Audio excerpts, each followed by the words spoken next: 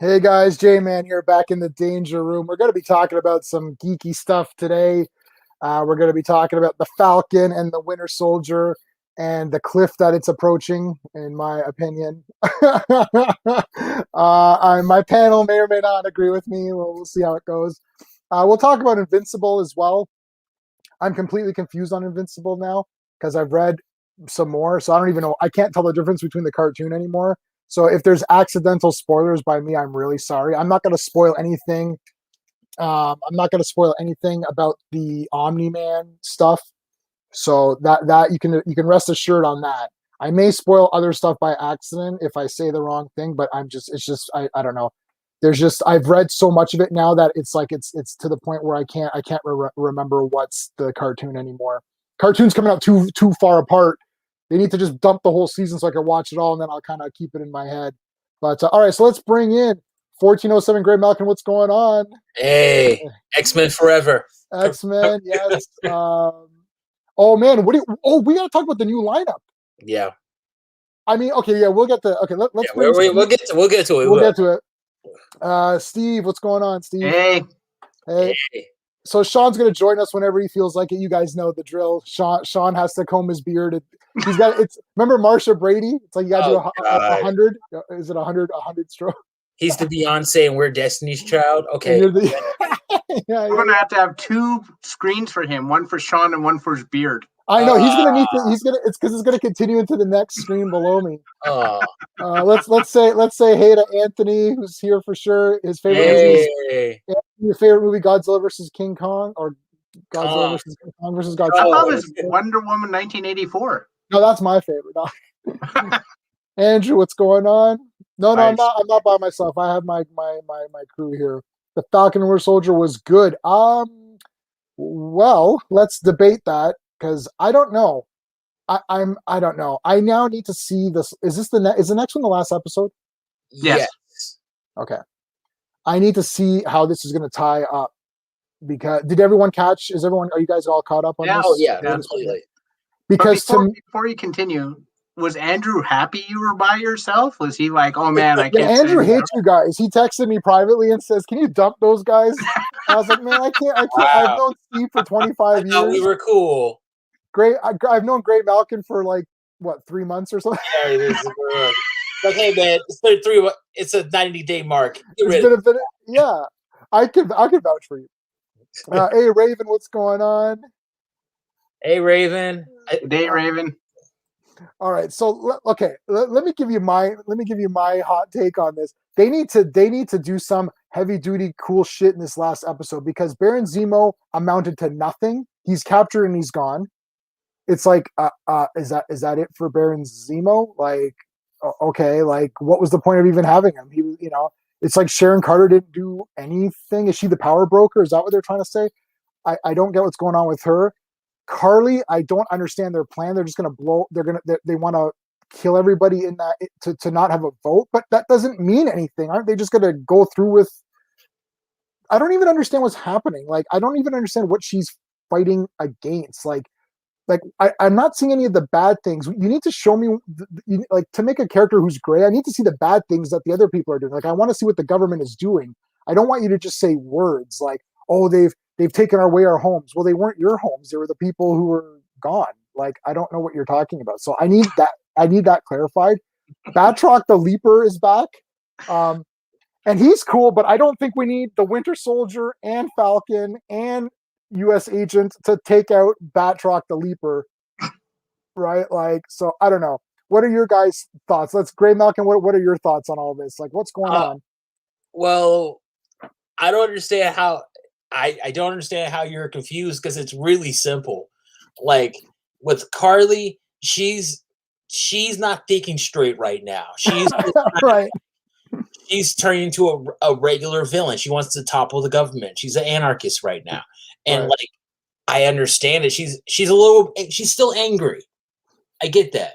Because her daughter, whatever her name was, she died. And she's not thinking straight. As far as the Winter Soldier, I'm really surprised he hasn't taken the serum yet. That's all. I'm really surprised he hasn't done it yet.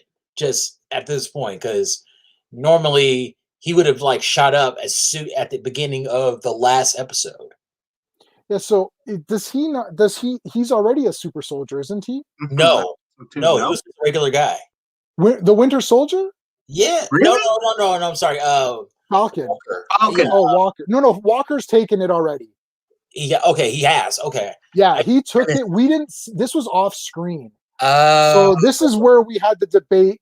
Oh no, you weren't here last. Were you here last week for this? No, I missed it. You weren't. Okay, so we kind of figured this out. So he had taken it off screen in between. I don't remember now the scenes. Maybe Steve, do you remember the scenes where he took it because then he bent. Then he bent that thing. So Yeah.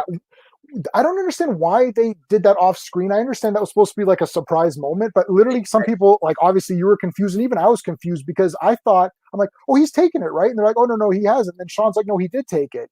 I think he did take it. He did take it. Okay. So he took it. When did he take it? He took it before he did that charge into Carly's.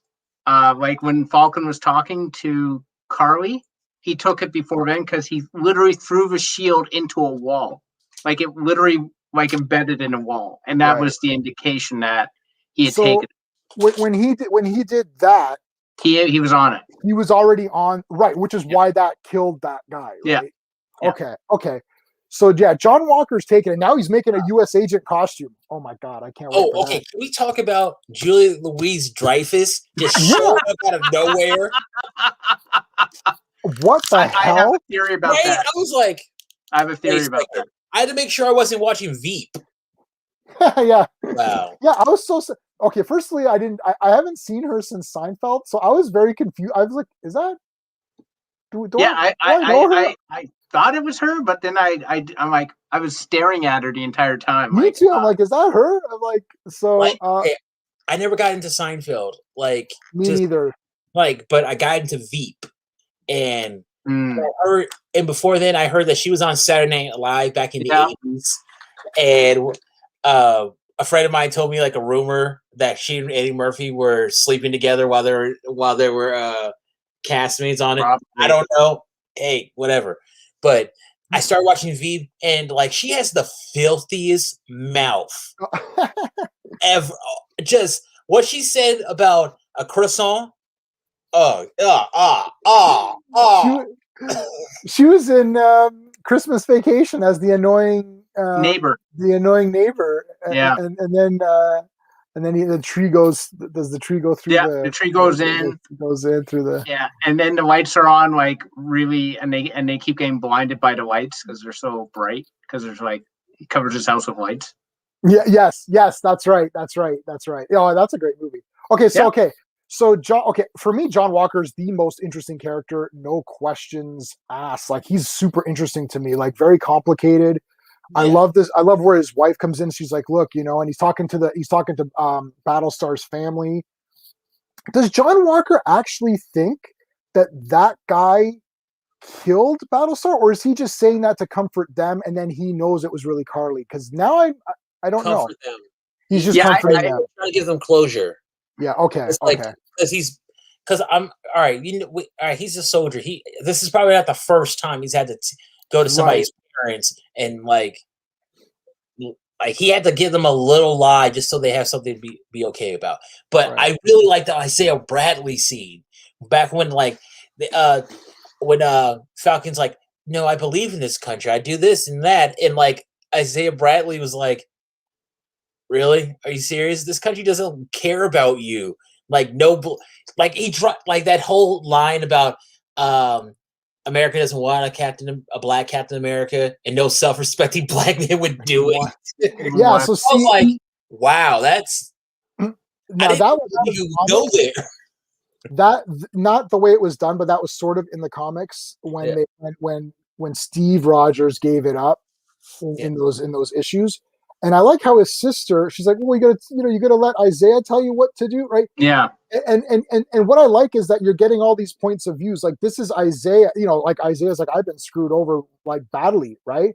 And then Falcon's sister's like, "Well, it's like change happens when someone steps up, right?" And it's like this is your time. She didn't say it that way, but she's like, basically, she's like, are you going to let him tell you or let him influence your decision? Because look, Sam Wilson's going to be Captain America at the end of this.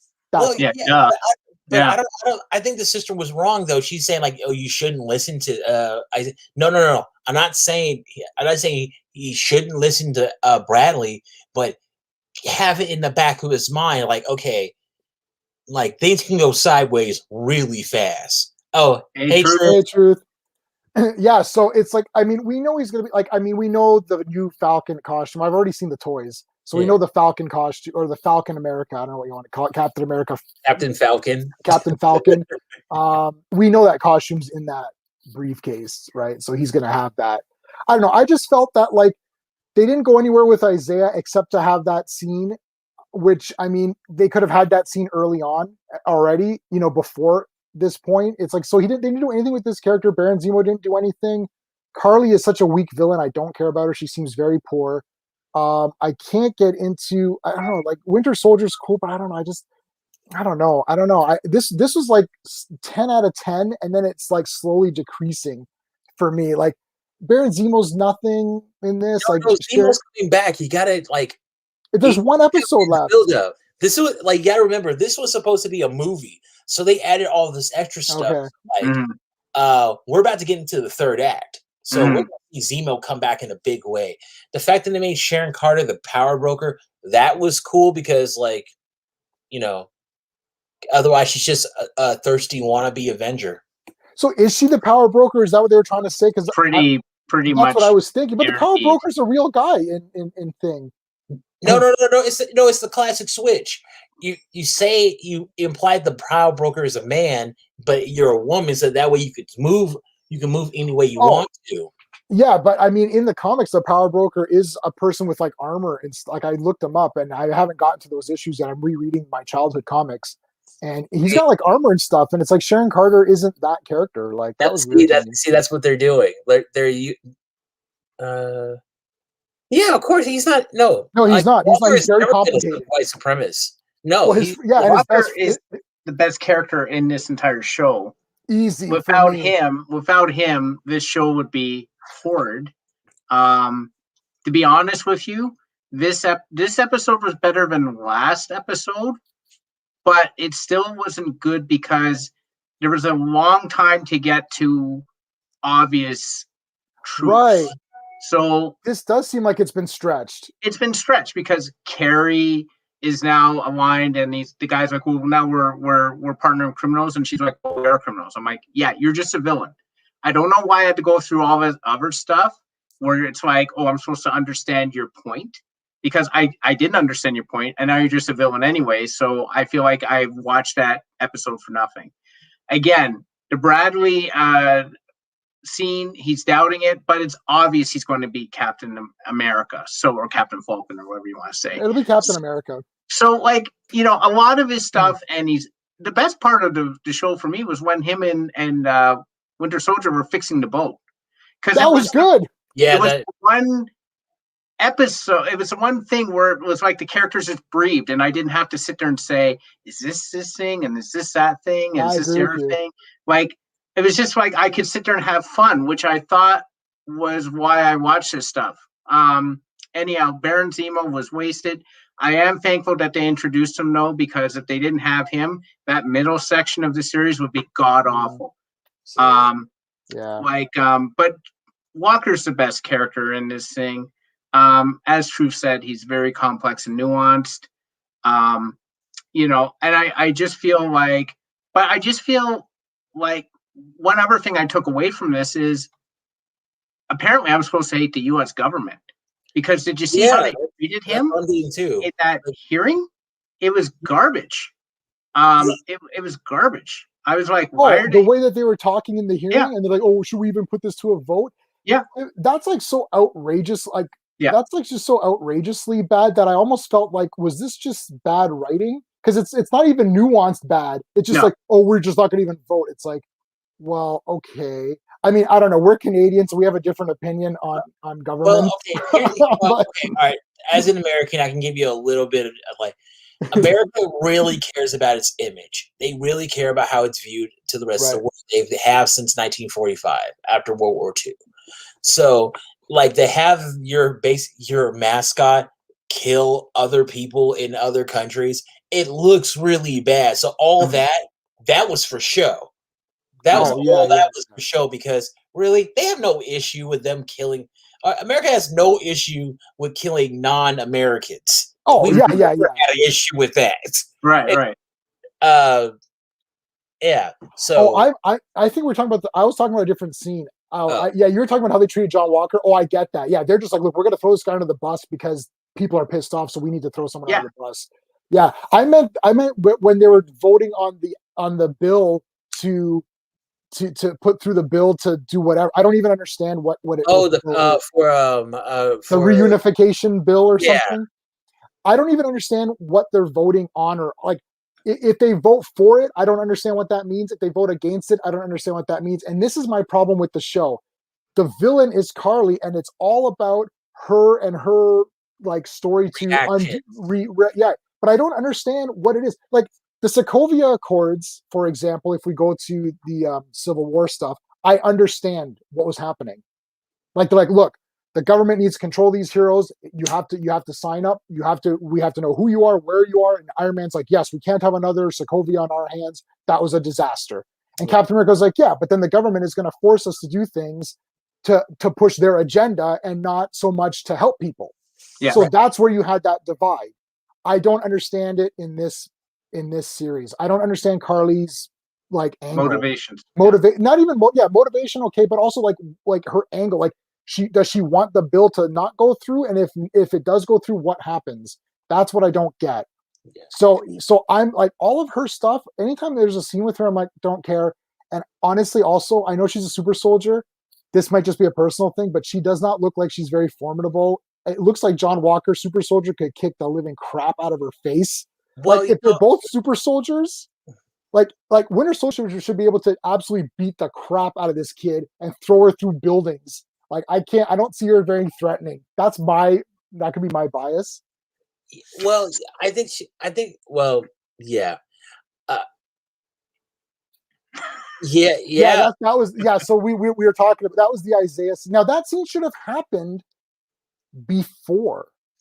Yeah, but nobody would understand it. You would have like you kind of need to.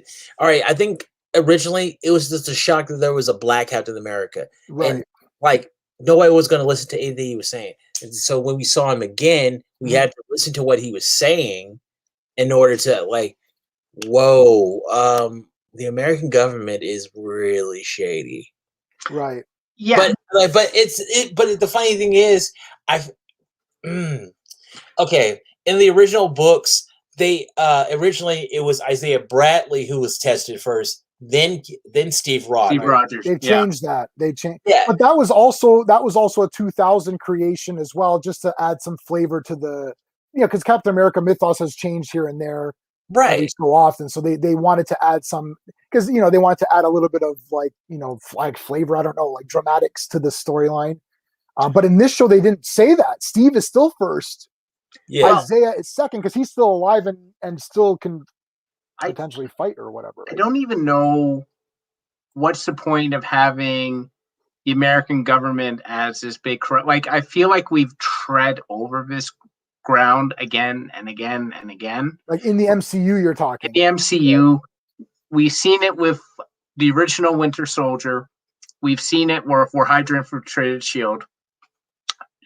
Having Thunderbolt Ross as the Secretary of State, and that whole stuff with Civil War. It seems that anything connected with Captain America just gets back to American government bad.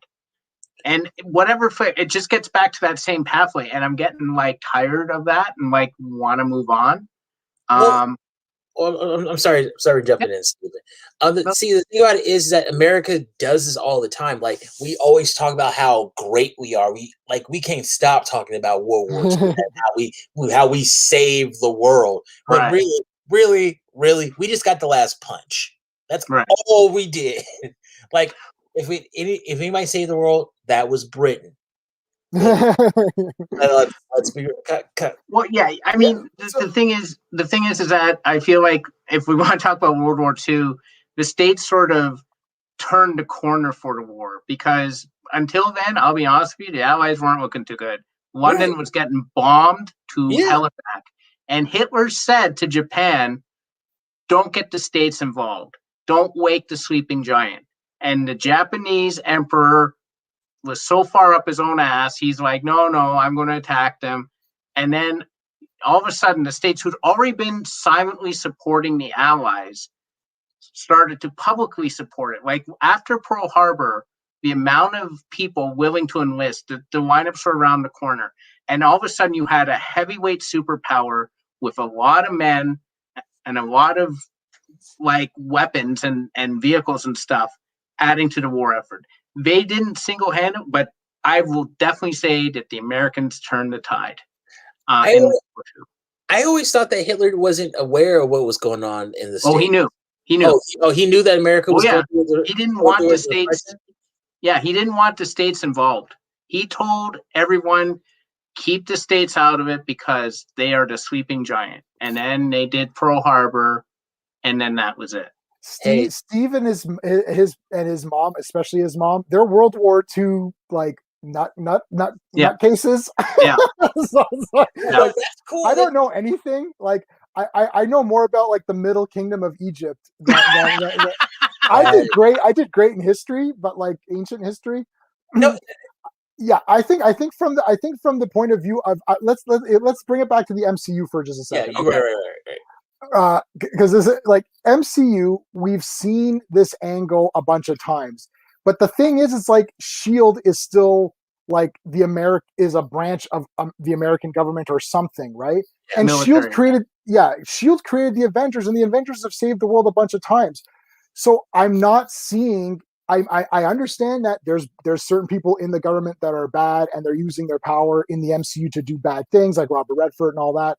And Shield was corrupted, but I'm not seeing it as a whole because they're saved the day in 100 movies. Like it's like that's why the Isaiah scene should have happened earlier, not now. And I'll tell you why. Because it happened in this episode, it deflated it. Because at the end of this episode, he's going to be Captain America. So he chose against Isaiah. Like Isaiah okay.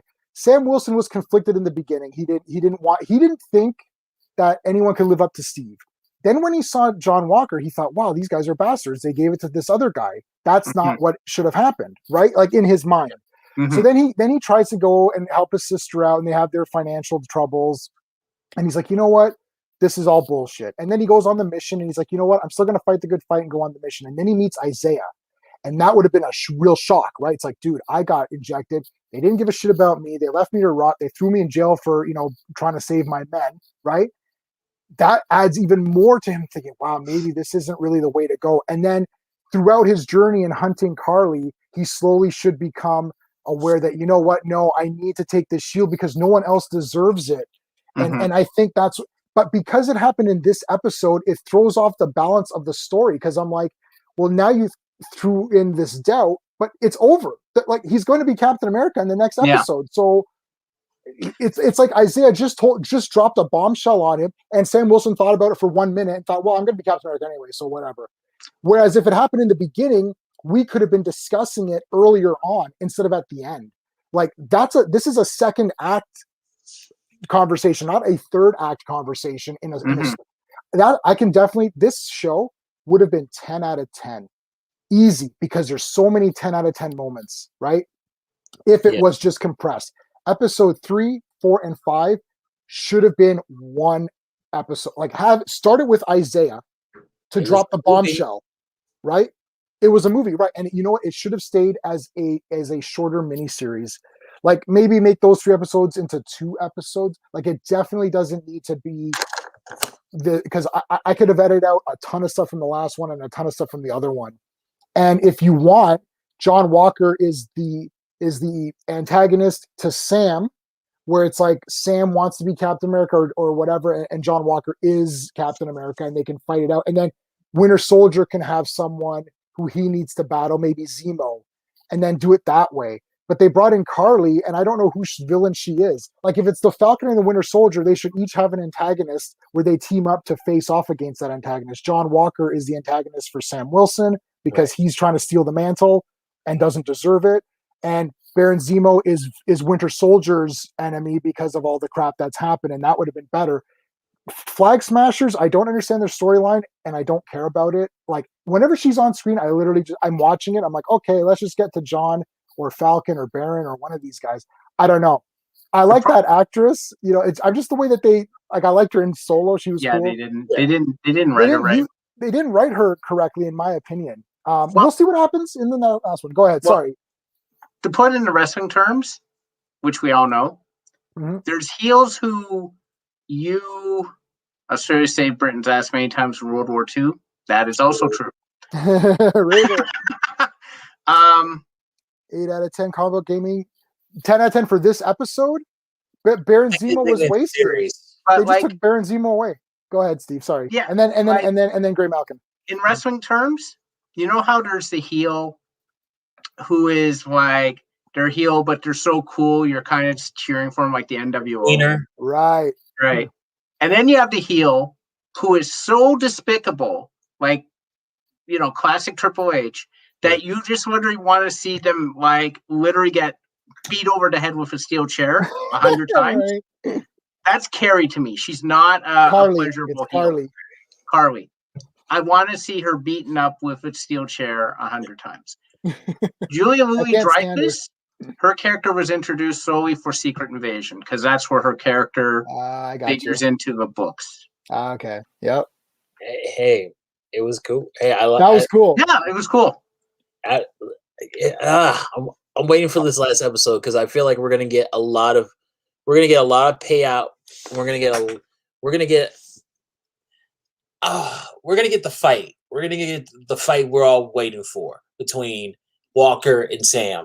Yeah. I want to see now in the comics.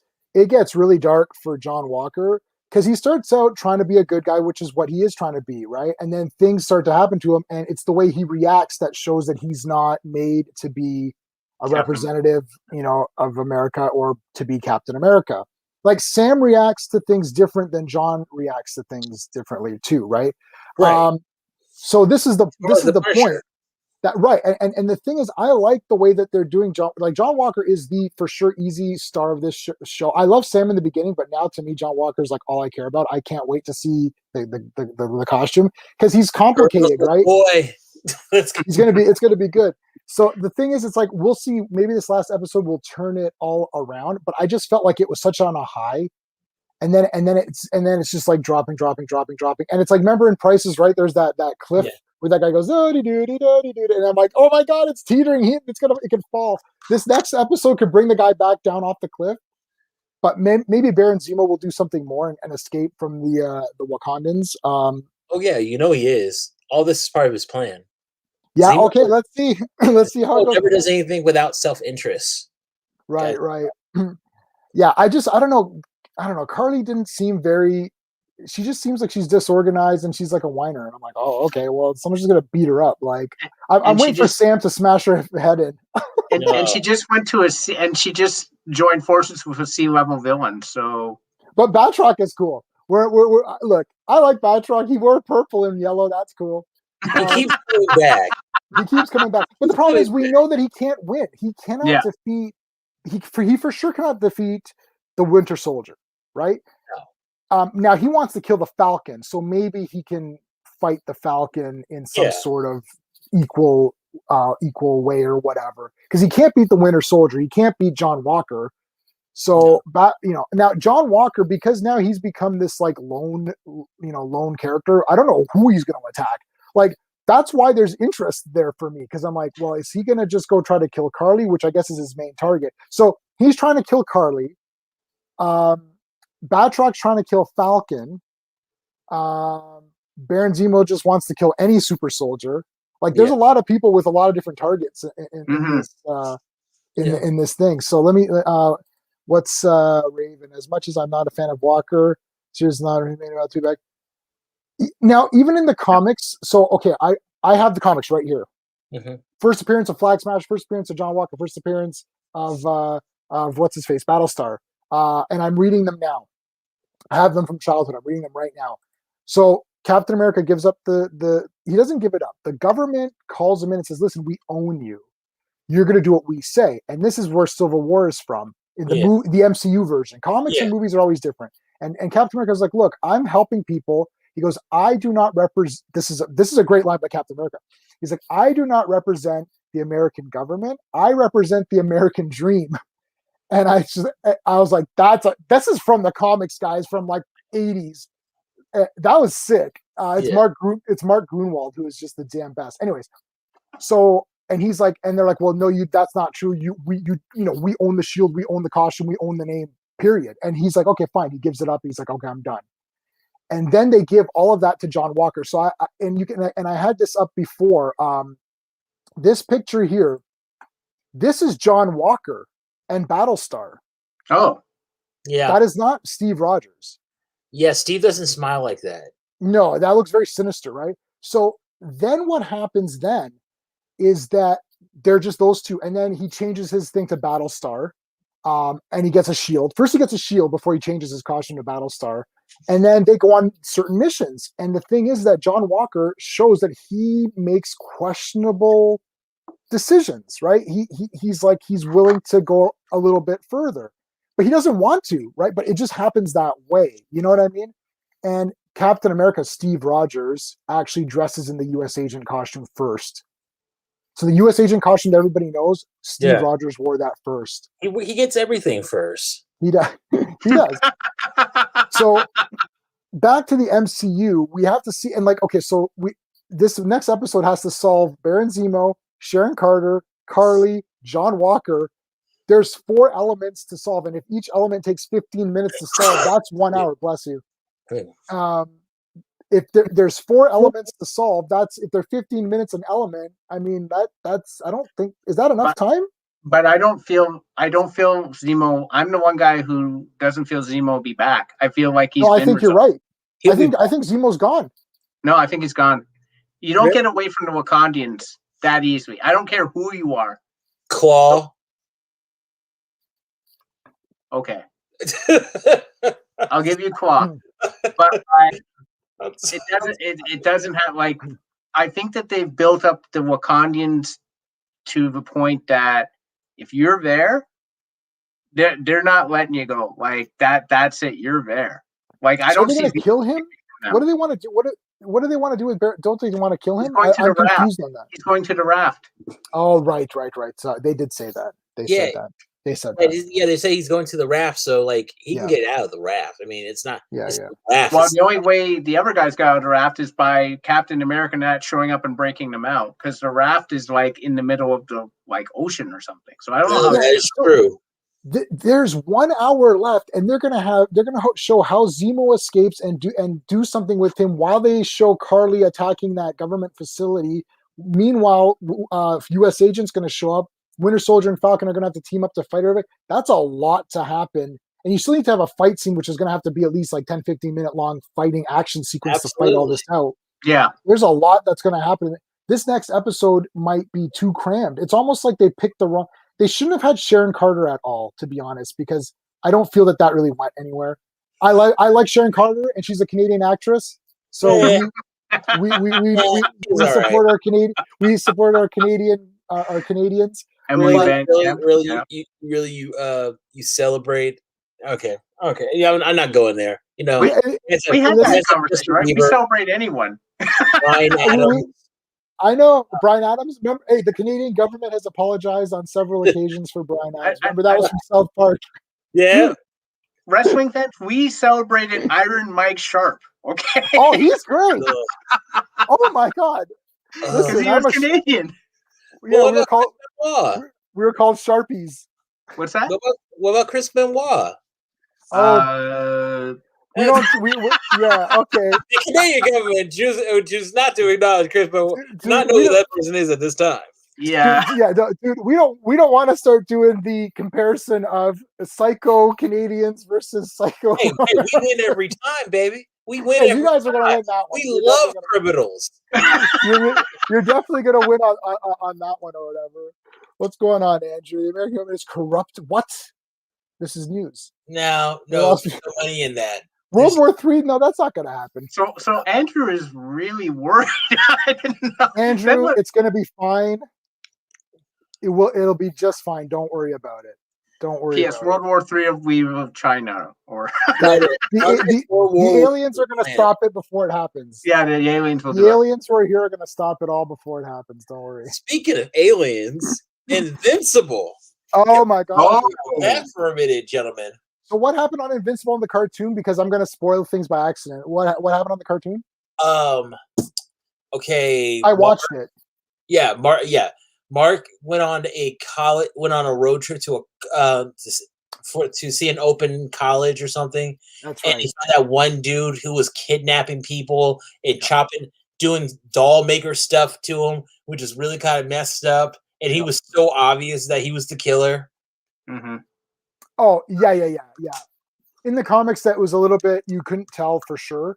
Yeah. But in this one, it was a little bit more drawn out. But in this one, it was just like right away. Okay, yeah, that's right. He was making the robot guys, right? Yeah. Did we see? Invincible doesn't have.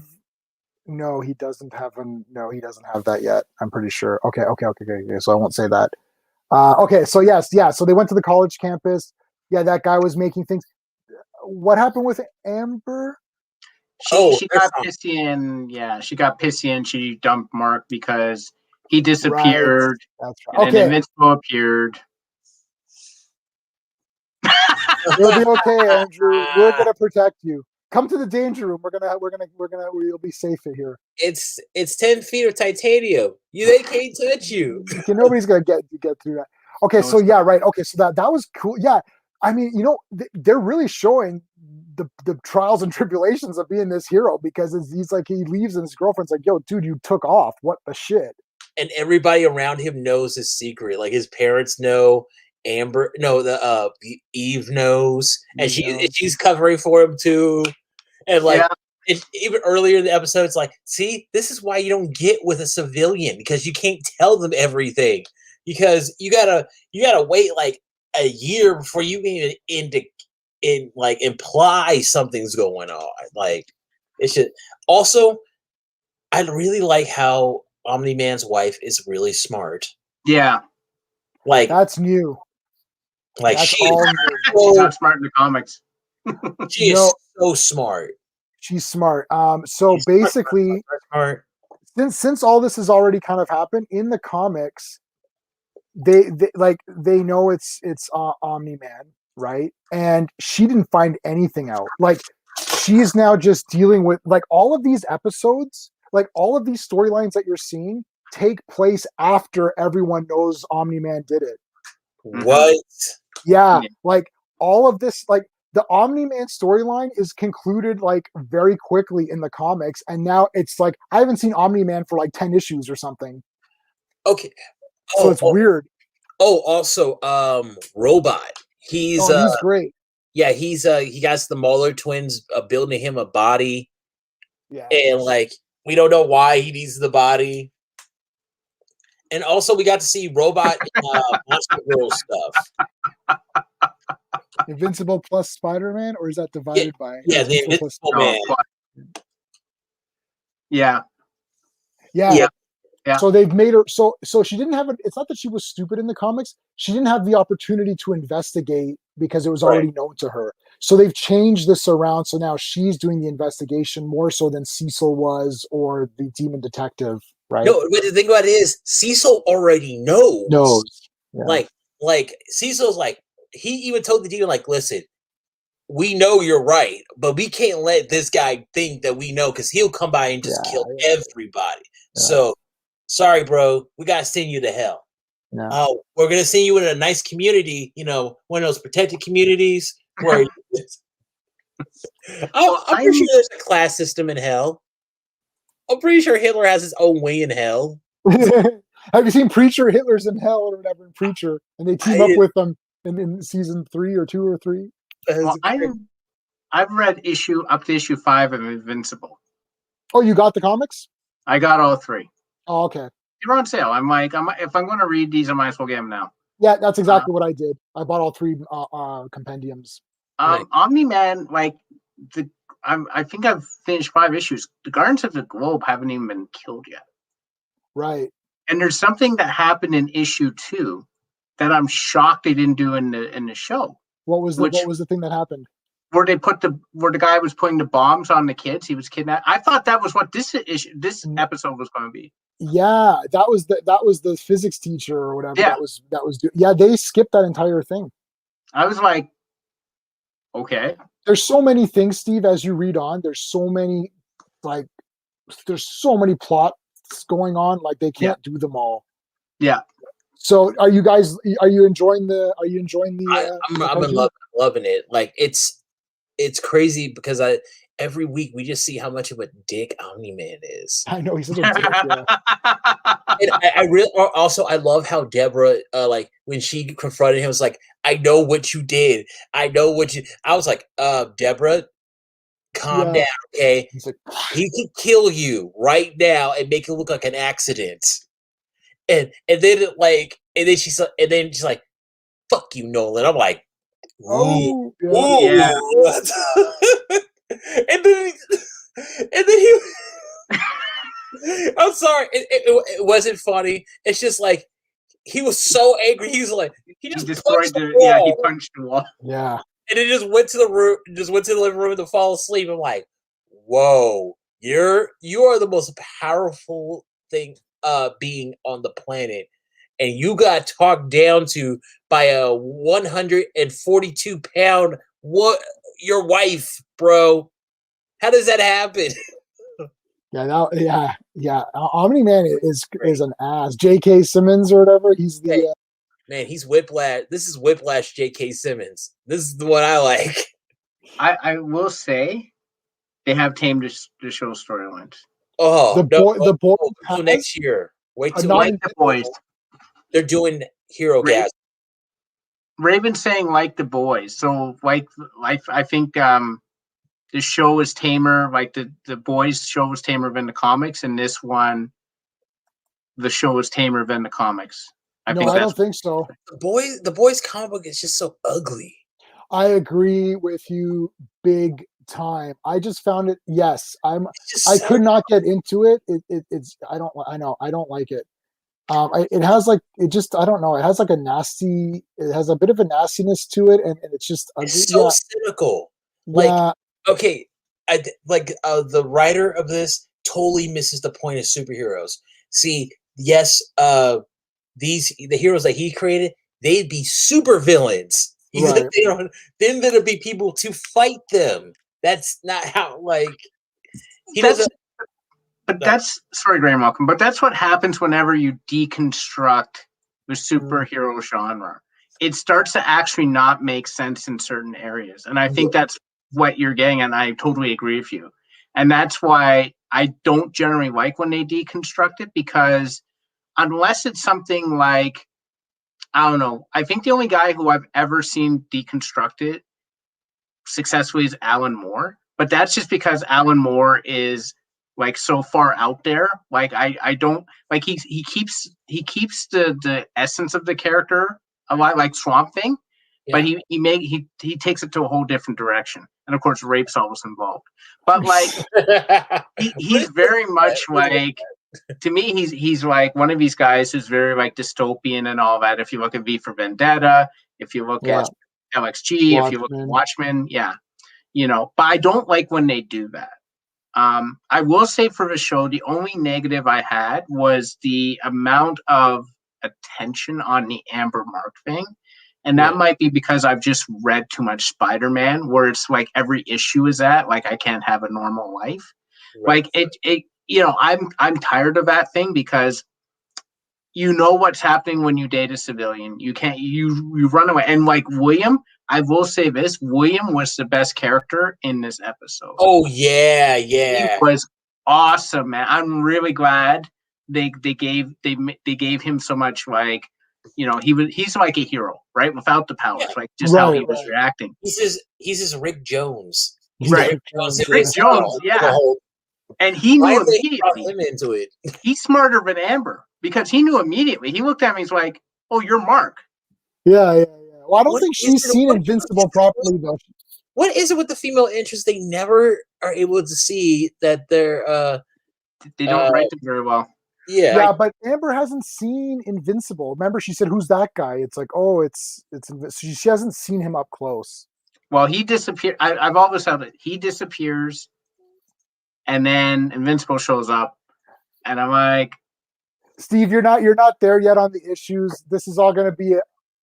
I'm very positive this is all going to be done in the next episode.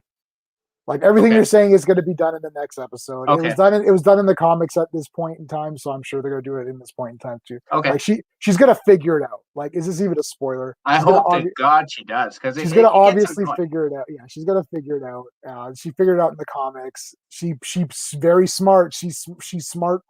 Figured it out. So she's going to figure out in the next episode. I don't even. If she doesn't figure it out in this show, that's pretty bad. Yeah. She figures it out. She knows like way in the comics. I don't know because I read like 5 or 6 in one shot, so I don't know when, but she finds out. So yeah, that's easy. I like the way that like when we're talking about deconstructing the heroes. See, I'm okay with anything. I don't like when they do it with characters that are already established, but I'm okay with like Watchmen because Watchmen still has actual heroes like what's his face, Dan, Night Owl. Owl is still a hero who wants to help people. Silk Spectre, the comedian, Dr. Manhattan. Comedian is psychotic. Silk Spectre still wants to help people, right? It's like comedians, but Rorschach still is doing good. He's just unstable. But right? I don't know. Like, I feel like Silk Spectre's doing like she's a hero because she was pushed into it. Like, but she's still saving people. Yeah, she is. Like that's the deconstructing part of it. It's like she felt pressure because my mom is doing it, so now I'm going to do it. Right. But she is doing it. Show as part of the lore. Do you count the show that HBO came out with? I didn't watch the show. I haven't seen it yet. I have it on Blu-ray though because I own every Watchmen related thing that there is to own. But yeah, like they're still heroes. Like The Boys has no heroes except for Starlight. Like all of the superheroes are pieces of trash. And that's my problem. There needs to be a couple like Maeve is like, oh, I'm kind of good now. I'm helping out. You still let people die. So whatever. Like Starlight's the only hero who's a hero in that show. The other characters are interesting characters, but she's the only hero. But Watchmen still has a lot of heroes, like in my opinion. I don't know. I like Rorschach. He's trying to figure out, he's solving problems. I don't like Rorschach. And not after the show. Like I'm talking Alan Moore. We're talking about how Alan Moore deconstructs it. I don't know what the show does. The show deconstructs it in another way. Like, Rorschach. You found more about justice. But Rorschach is dead. When is the show? Is it he's got a cult? Like, there's this cult apparently who follows. Yeah, so that's them. That's not Rorschach. Right. Yeah, but they're following his words. They found. Remember that book he had at the end of Watchmen? Yeah. Well, somebody found it and they made copies of it. It became like the anarchist cookbook. Yeah, so I mean, again, this is like dumbasses following it or interpreting it in a weird way, right? Like you're gonna have crazy people who interpret certain texts one way and certain texts another way. It's more to that. Apparently, Robert Redford became president. They said that in the first Watchmen book, but Robert Redford made it so for like 30 years, black people didn't have to pay taxes. So that really changed the wealth. Like in what? In the show. What are we talking about? Oh, in the Watchmen TV show. Yeah. So that's why the Rorschach thing really caught on because there's a lot of disenfranchised colonizers who were just really upset about it. So like, stuff like this is so weird. So what if you're half? Like, do you only pay half taxes? Like, I hate ideas like this because it's like, does anyone actually think this through? Like, my uncle is native, so the way it is in Canada, if you're quarter native, you don't pay the one tax or whatever it is. But I'm not quarter. I'm not considered. I'm like one. Yeah. Whatever. I don't know what it is. Right. 48 or whatever. Something. Yeah. So like my cousin gets the no tax thing because she's quarter. but I wouldn't get it. Like, I mean, this is just so weird to me. It's like, wait. So they had to dip your blood to see what tin. Like, wait, right? Like that's native. Yep, that's Marcus excited about Snake Eyes G.I. Joe Origin. I like sure. him. Goldling. Yeah, I like it. I like him. Yeah. So I mean, Storm Shadow is. I mean, I'm gonna definitely watch. I've watched all the. I have every G.I. Joe thing there is, of course, because I have everything. I have everything. I'm gonna watch. Did you guys like the 2 G.I. Joe movies that come out? All right, just going into it, I wasn't the biggest G.I. Joe fan, but I went into it blind. I'm like, if I didn't understand, if I were just walking into it, like, this is a really fun movie that you can turn your brain off, especially because I'm a big Marlon Wayans fan. I was like, okay, all right, there are black people in this movie. Your referee story is not gonna die. What about Blank Man? Loving in it, and I'm a JGL guy. So like, I mean, yeah, Steve, did we never really discuss? I mean, I own all these movies. Me too. I think as G.I. Joe movies, they're kind of shit, but they're garbage. If you just watch them as a movie, like you're just like watching it, you're like it's not like Transformers, where the Transformers movies I actually think are bad movies, but they're also bad representations of Transformers. Yeah. G.I. Joe is a bad representation of G.I. Joe, but it's not really a bad movie. Watch it like the second one's cool. They got like Snake Eyes is fighting the thing and Jinx is in there. Yeah. You know, it's like Lady J and all that. I'm like, or whatever she was in. Yeah, it's like I'm like they're cool. They're watchable movies that are just fun. What do you think, Steve? Yeah, I agree. I think they missed a point with G.I. Joe where like a lot of the team feels there just for the sake of being there because they're a character from the show. Right. Right. You don't really have the specialization that you had on the show where we need to get, Roadblock in because he does this, or we need to get, Lady J in because she has the this. Yeah, so it's like I need a code breaker. I need a tactical officer. I need a weapons specialist. I need heavy artillery. I need they didn't clarify that enough to say okay, Snake Eyes is covert ops. Like we know that because of who he is. Okay, fine. But I'm talking about I never got a sense of why does Lady J particularly need to be on this team for this mission. Yeah. Right. But I mean, it's like there's some cool fights, and I didn't hate. No, I didn't walk out of that thinking, wow, this is garbage. Like Transformers 1, I absolutely barfed. I cannot stand that movie. Oh God! I had an argument at work. The next month, I'm gonna tell you that story in a second. We're gonna get that. Let's finish G.I. Joe. Classified toys are awesome. Yeah. So some of the, I don't know if you guys are toy people. There's the G.I. Joe classified series. Some of them look really good. I'm gonna get Beachhead, who's my favorite. My favorite is Beachhead. I have a little Beachhead down here. Can I reach him? Oh, and I've got this that Steve gave me. Oh, yeah, that's dope. Hey, it looks like Zemo. It is Zemo. Hey, he's back. There's Beachhead. Nice. Who I always thought was like a cool character. I've got a few of him, so I'm gonna definitely get Beachhead for sure. Some of them look really cool. What else? Australia, similar to Canada. Yeah, so it's like based on the percentage. Most hero movie, you have to turn your brain off. I mean, it depends on the movie. For me, I can't turn my brain off. Like we all took film courses in university, so it's very difficult for me to not think about it. But I can enjoy it. It's like G.I. Joe. I can just enjoy it to enjoy it. If it's something that's based on something else, then I always have two reviews. I have the actual review of the movie that I'm watching. So let's talk about let's say if it was like the Dark Knight trilogy, which is a great one to talk about. Those are just really good movies. Like they're well-made movies. They're action-packed, all that stuff. They have good characters. But then if I step back and say, okay, I'm thinking about Batman in my head. Then if I look at it, I'm like, well, I don't feel that this is really Batman. Like it's like Joker just has white makeup on. He's not actually white-skinned. His hair isn't actually green. It's like Two-Face. I don't like he's kind of wasted and doesn't do much. I'm like, well, that's disappointing. Catwoman is kind of a waste. Bane was really good, but then his origin was changed in favor of Talia, who doesn't do much until the end. Scarecrow only has his mask and doesn't really use the fear toxin enough. You know what I mean? Like Batman Beyond in the first one, he used Batman, it.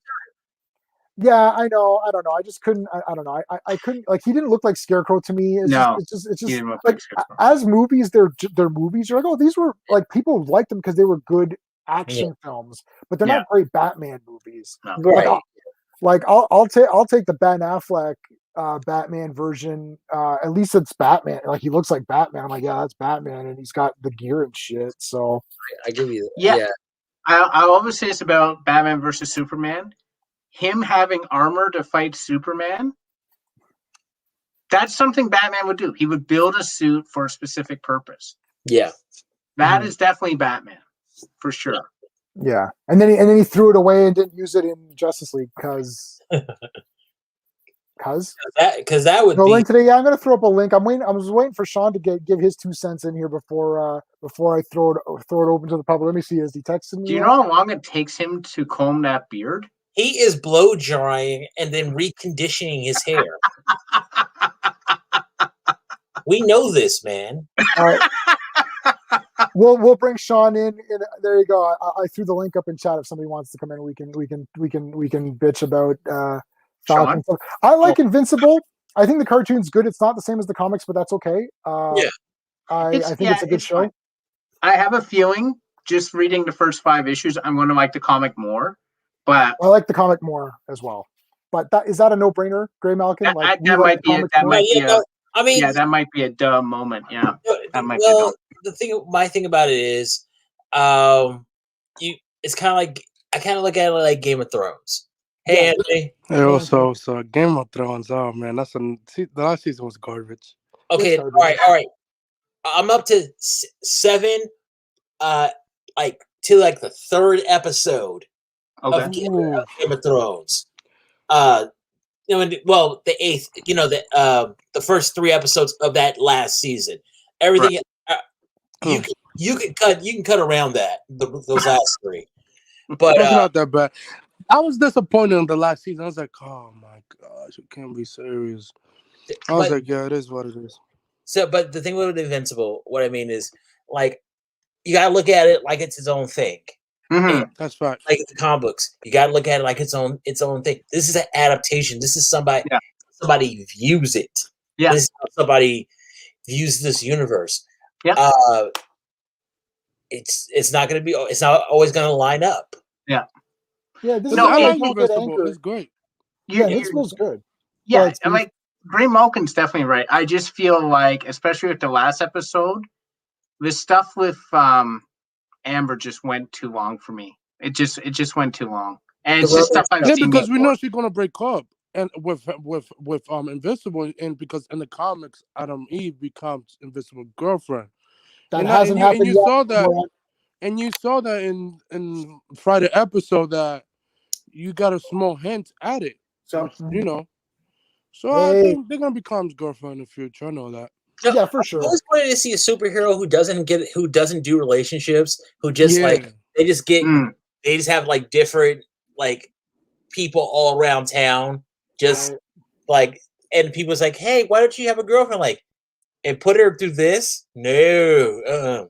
But she doesn't understand that he's a superhero. He's not gonna tell you. Just like no, a superhero who just like goes out and like like kind of like the Black Cat thing from Spider-Man. She didn't care about Peter Parker. She cared about Spider-Man. Right. Yeah. So like, there's plenty of people who are just like horny for superheroes, and he can just take advantage of that. Yeah. All right. So Sean, did you hear us talking about Falcon? No. All right. So let me give you my quick take because we're not exactly all aligned. I'm like, I don't know. Baron Zemo got wasted to me. Carly sucks. John Walker's the only character I care about that's any of interest. I feel that the Isaiah Bradley scene should have happened in episode 3 to give Falcon something to think about, because in this one, he gave him something to think about, and then he's going to be Captain America at the end of the episode anyway, so who cares?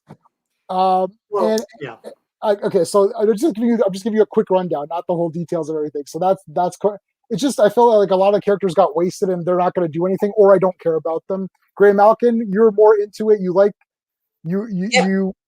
Okay, J-Man, I hear what you're saying, that Isaiah Bradley should have said that in the beginning, but no, you got him.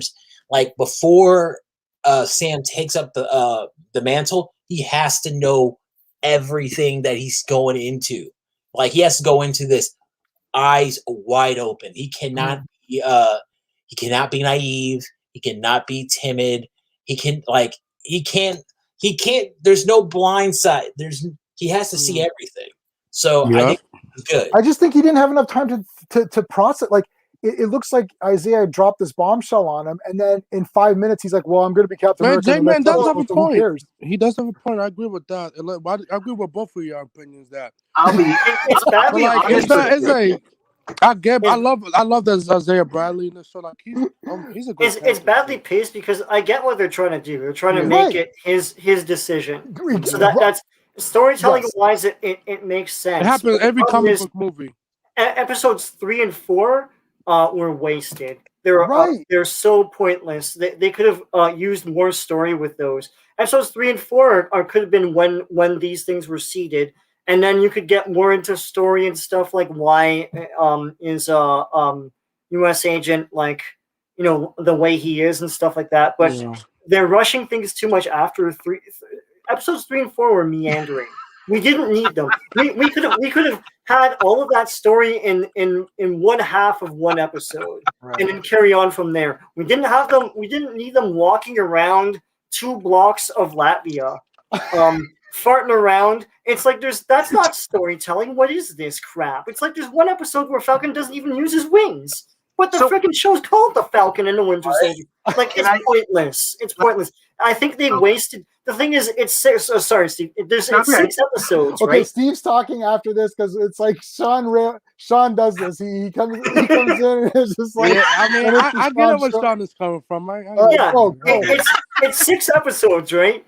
And the thing is, I feel like with those episodes, it could have gone shorter, and that's a problem because it's short already. So they could have used those episodes to seed more story and show us Isaiah in the old days. Show us, John Walker, why he has PTSD and why he did the things like a flashback scene.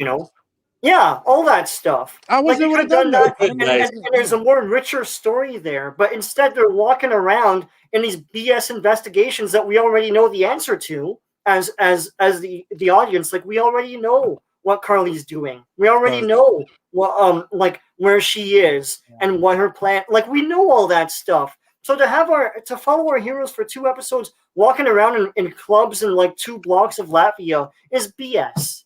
And that should never have been. I think on the writers. One more point I want to make about this. This seems like a very basic. Sorry, this seems like a basic series because there are no real surprises here. It's like John Walker's going to turn bad, so they just turn him bad and then he's bad. And like the manic way he's acting in this episode doesn't match the way he was acting in episodes 1 and 2. But he's acting that way because he's the bad guy now. It's very basic. It's like in the next episode, surprise, Falcon will be Captain America with a Captain America outfit. We know it. There's no real surprise here. Like I feel like WandaVision was a stronger show. I agree. Because there's a lot of surprises and there's a lot of fun stuff there. Here it's like John Walker's going to turn bad. Falcon will team up with Winter Soldier. Falcon will get the shield. Falcon will be Captain America, and that's about it. So do you think what's going on here? Yeah. So do you think that this show should have come out first, then WandaVision second? Well, that was the plan. I want to say one other thing too. Sorry, and then we'll go. One other thing, and everyone's congratulating Marvel for all this race stuff, like having characters every so often say acknowledge the problem of making like a black man Captain America. But I don't think it's gonna be articulated like far beyond just people talking with their mouths. I don't think they're going to show a lot. It's funny because the only other time they acknowledge race in Marvel that I remember is when the Sharon Carter, or Peggy Carter. I can't remember. I don't know who you're talking about. Well, Peggy Carter, the TV series they made for ABC. Oh, yeah, that was Agent Carter. That was a great show. Yeah, she was paired up with a black agent, and at one point they go into a hotel, and the hotel manager's like, are you okay, miss? Or, and she's like, yeah, I'm just with a dude. And that was the only time. It was surprising because they never really acknowledged race or the problem of racism in the MCU, except for this episode, and that's cool. I don't think they're going to do much more beyond people just talking about it. All right. So Steve, anyway, sorry. Steve, let's go. All right, Steve, go for it. What are your thoughts on all this? So here's what I would have done. I would have had Isaiah's give his speech actually right when he had the shield and he was doing that presentation at the beginning to give the shield away. And like to say that, because I would have had Isaiah come out and say, I don't know what you're thinking of doing with this shield, if you're thinking of taking up the mantle, and then have Falcon decide not to give up the shield. And then it would give more impact to what Isaiah said. Because by doing what they did, there's no impact to what Isaiah said. It's a very sad story, but Falcon's just going to do it anyway. Make the characters actually react and take that seriously and make that decision. I don't want to be Captain America because look what happened to the last black man who was Captain America. Right. That's what that's what I was saying. It has no impact in the last act when he's just going to be Captain America in this very same episode you just watched it. That's why he needed to hear about this before taking up the mantle, because he cannot be naive about this. He cannot. He knows that him taking up the mantle is going to be a political statement. Also, I'm really kind of upset, guys. It's been going on for the last 10 minutes, and we haven't talked about it. We haven't talked about how immaculate Sean's beard is. I know. I know. It's beautiful. It's like the second coming of Derek Zoolander. And talk about it. And I feel like I'm taking crazy pills. Okay? He has 3 looks. Like Gandalf. Well, Sean always makes sure the beard is in perfect condition. Before you gotta have a perfect condition. Before, it got oiled up and everything. Okay, so CD Freester, what's going on? Thanks for joining us. I personally think Marvel need 2 more episodes. I mean, I blame it on the pandemic. Oh, that's okay. So there's that. Because there seems like in this next episode, there's going to be a lot of things to discuss. Like John Walker making a new costume. What's his face? Like Falcon finally becoming Captain America. Winter Soldier doing his thing. Baron Zemo, is he going to escape or is he done? Sharon Carter, she the power broker? Is she going to wear armor and fight people? Like, what is happening? What in hell is John Walker's shield made out of? The only reason why Captain America's shield is special is because it's made of vibranium. But he's just making like scrap metal. It's made out of metal. That's okay. Yeah, metal. It's about the journey, yes. I mean, you're not gonna get a vibranium shield. Like, where you gotta go Wakanda. If you go to Wakanda, they will kill you easily. Well, I mean, there are black markets that have black markets, but maybe the black market doesn't exist anymore. So how do you cut vibranium? What tool are you using to cut it? Yeah. True. Also, you guys are forgetting. How did Howard Stark get the vibranium from to make the shield in the first place? They did explain it. They did explain it somewhere. Agent Carter, didn't they? They may have, yes. They definitely explained it for sure, though. For sure. They totally stole it. I gotta rewatch the show because damn, that was a good show. I hate NBC because they cancel everything. Yeah, I like Agent Carter a lot. She's a great character. Yeah. Now they did talk a lot about sexism. Oh, she's a great actress. Yeah, I've seen her in other stuff too. Is beautiful. Oh, yeah. She's funny too. Like you're in comedy. She was in Mission Impossible. Oh yeah. Which one? Which Mission Impossible was she in? No, I think she's in this one, the new one. The new one that's coming. She's in the new one. Oh yeah. Oh. All right. Tessa Valentina. Just seeing Julia Louis-Dreyfus just come on and just ignore the wife. That was great. I'm talking. Yeah, she's like, "F you, girl! Like, get out of here." That was awesome. It was. I think Contessa. I like the actress. She's very good roles. I think CD Freester didn't. He just joined, but like, I think they're setting up Secret Invasion because that's where that character was more prominent. Right. Yeah. Because otherwise, I mean, it's kind of early. Okay. Did he though? Did he? I don't remember. So if Raven, you're positive, I'll take. I think you look it up on Google. I think you look it up. I feel like it must have been addressed somewhere though. I don't think it was. I don't think like Howard Stark just walks into Wakanda and they're like, "Here, vibranium." Like, I don't think. No, that will kill him. I think he got it through nefarious means. Oh, you think he stole it? Yeah, I think. Come on, it's 1945. and there's a war effort, you take whatever you can get. Right. Hey, Edgar, how's it going? Hey, man. Hey, Bill. I want to say my opinion on this. Bell? That was Bell, yeah. Bell, stop hating. I personally feel, here's the problem that I feel like the show has. It's limited opportunities.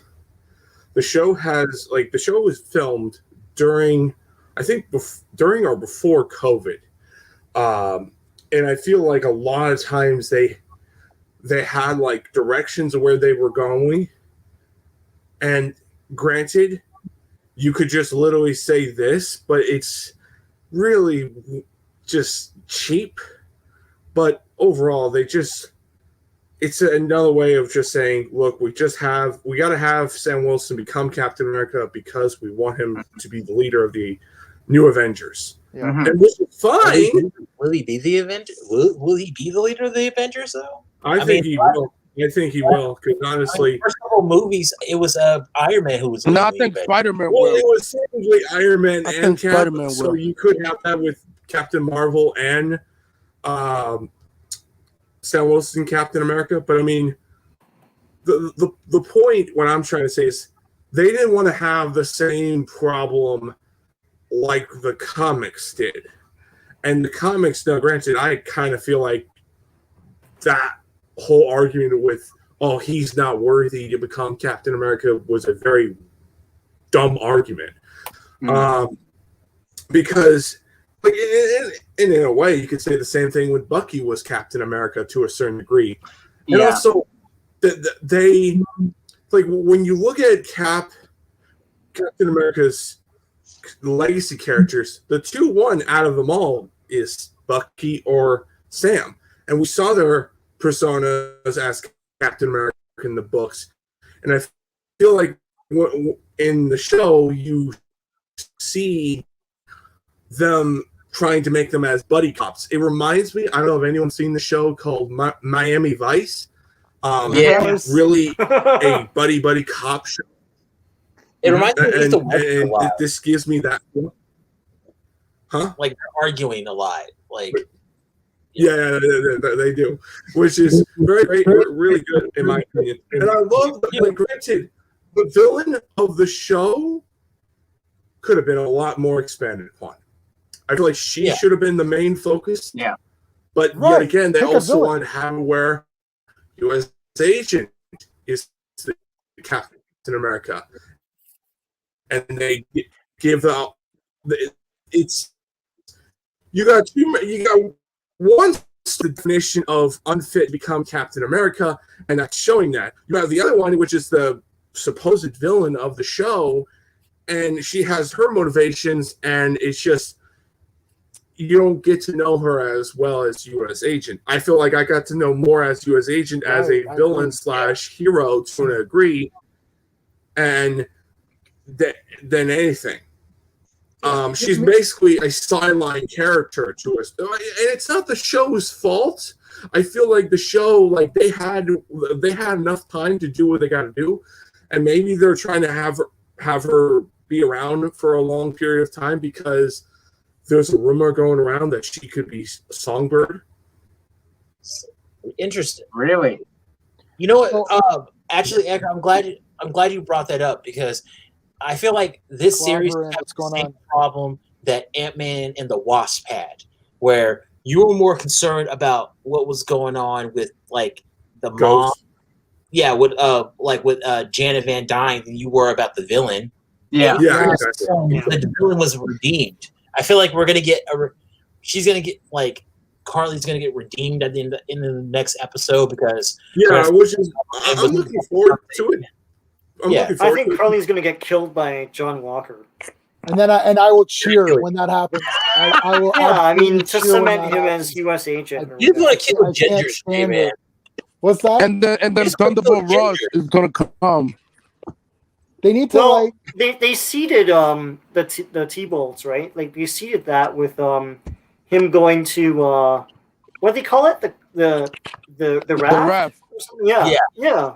So I don't know. Like Zemo to me, it's like you had too many things going on, and none of them have any weight to them because there's too many of them going on, and it's like Zemo's just gone now. If he comes back, it's like, okay, maybe he comes back. I think they're trying to save Carly, him. And that's the other thing too. Like they're trying to save him for the Thunderbolts because I heard massive rumors going around that they want to do the Thunderbolts. So that's the reason why, which is fine. You want to keep him around. I mean, that's fine. Well, but they pushed him more than Carly, who was supposed to be the villain of the show. I know, but it's not like Easter eggs where it's like, oh, there's Zemo. He's out now. Or it's like, I mean, granted, it's like I have zero caring for her. Granted, she's based on a character that's so obscured in the comics. Yeah. They're kind of like, let's play around with that character. Now, granted, I'm not trying to say what they're doing is wrong. You could criticize it all you want. I mean, like, I'm all for you criticizing, which, to be fair, a lot of things in the MCU have been like garbage Wonder Woman 84. Hey, Anthony's looking to be removed from the screen. hey, just saying. What's up, Andrew? I mean, we may have similar. Yeah, what's up, Terminator? Yeah, so if they do Thunderbolts, they can have. They're setting that up. My whole thing is that like, they're not sure. Like, I don't understand. If the bill gets passed, like she wants to stop this vote on this bill. I think if the bill gets passed, or if the bill doesn't get passed, I don't understand what's the difference. Like, what happens if it gets passed? Here's the thing. I think it's more than just that. Like there's something to where either they're going to show it later, or there's something to where they're going to have that character do something. Because I feel like you said, like. There's got to be something more than just this. Let me raise expectations here. What's the name of the act? I thought they named it the Patch Act. Right? I don't know. It's like, what if? Because he already had match before. What if Patch turns up at the end? And he's like, well, Sean, are you crazy? Marvel, though. Listen. You know one of my favorite movies is The Heathers. I'm gonna throw it out. Did you have a brain tumor for breakfast? Like, that's not happening. If it did happen, then what? If it happens, I will eat this table like in that Chinese. What was that Chinese movie we watched where the guy literally ate the table because he was wrong? Remember that one? Super Cops. Super Cops. Is it Super Cops? Oh man, that movie! Oh man! Oh my god! I literally wept with laughter when you showed me that part. When he literally eats the table because he's wrong. And I'm like, okay. I know where they're going with each story point, and they're hitting those points. I just feel like it's clumsy, and I feel like the storytelling could have been a bit better. And I feel like they wasted episodes 3 and 4 to have more breathing room to tell this story. So you don't like episode 3 or 4, right, Sean? No. and I think this show is kind of mediocre at this point. I mean, I don't know if I revisit it. If I do, I would like skip 3 and 4 and just go there. Personally, I had a fun time watching it. It's more like these shows are now like these shows are going to be. It's a CW show. That's what it is. Well, I would say I don't know if it's gone to that level. I think personally with the CW shows is they drag a lot of things. They Marvel puts in what you need to know and go forward, and the rest we'll deal with it later. And that's exactly what it. Huh? Yeah, CW is pretty crazy. What was that? But the thing is, overall, I give the show an 8 out of 10. To me, it's okay. I mean, well, it hasn't ended yet. So another news. This is also Marvel related. It's just like WandaVision. It's an 8 out of 10 for me for WandaVision. They're both the same. Well, WandaVision was good. Like, I mean, it's just I feel like that show. I think the theories really killed a lot of the hype. Yeah, and that's people's own fault. It's like. No, because people are retarded. That's the reason why. Patch. Don't patch this up, Sean. Don't patch it up. Patch it. Sorry, Andrew. What were you saying? The patch act. Okay, Andrew, go ahead. This is Marvel news. Like, I bet you guys probably already heard this, but they announced for the third Spider-Man film that Alfred Molina is gonna play the same Doc Ock from Superman Spider-Man 2. Yeah, he didn't die when he drowned in the river.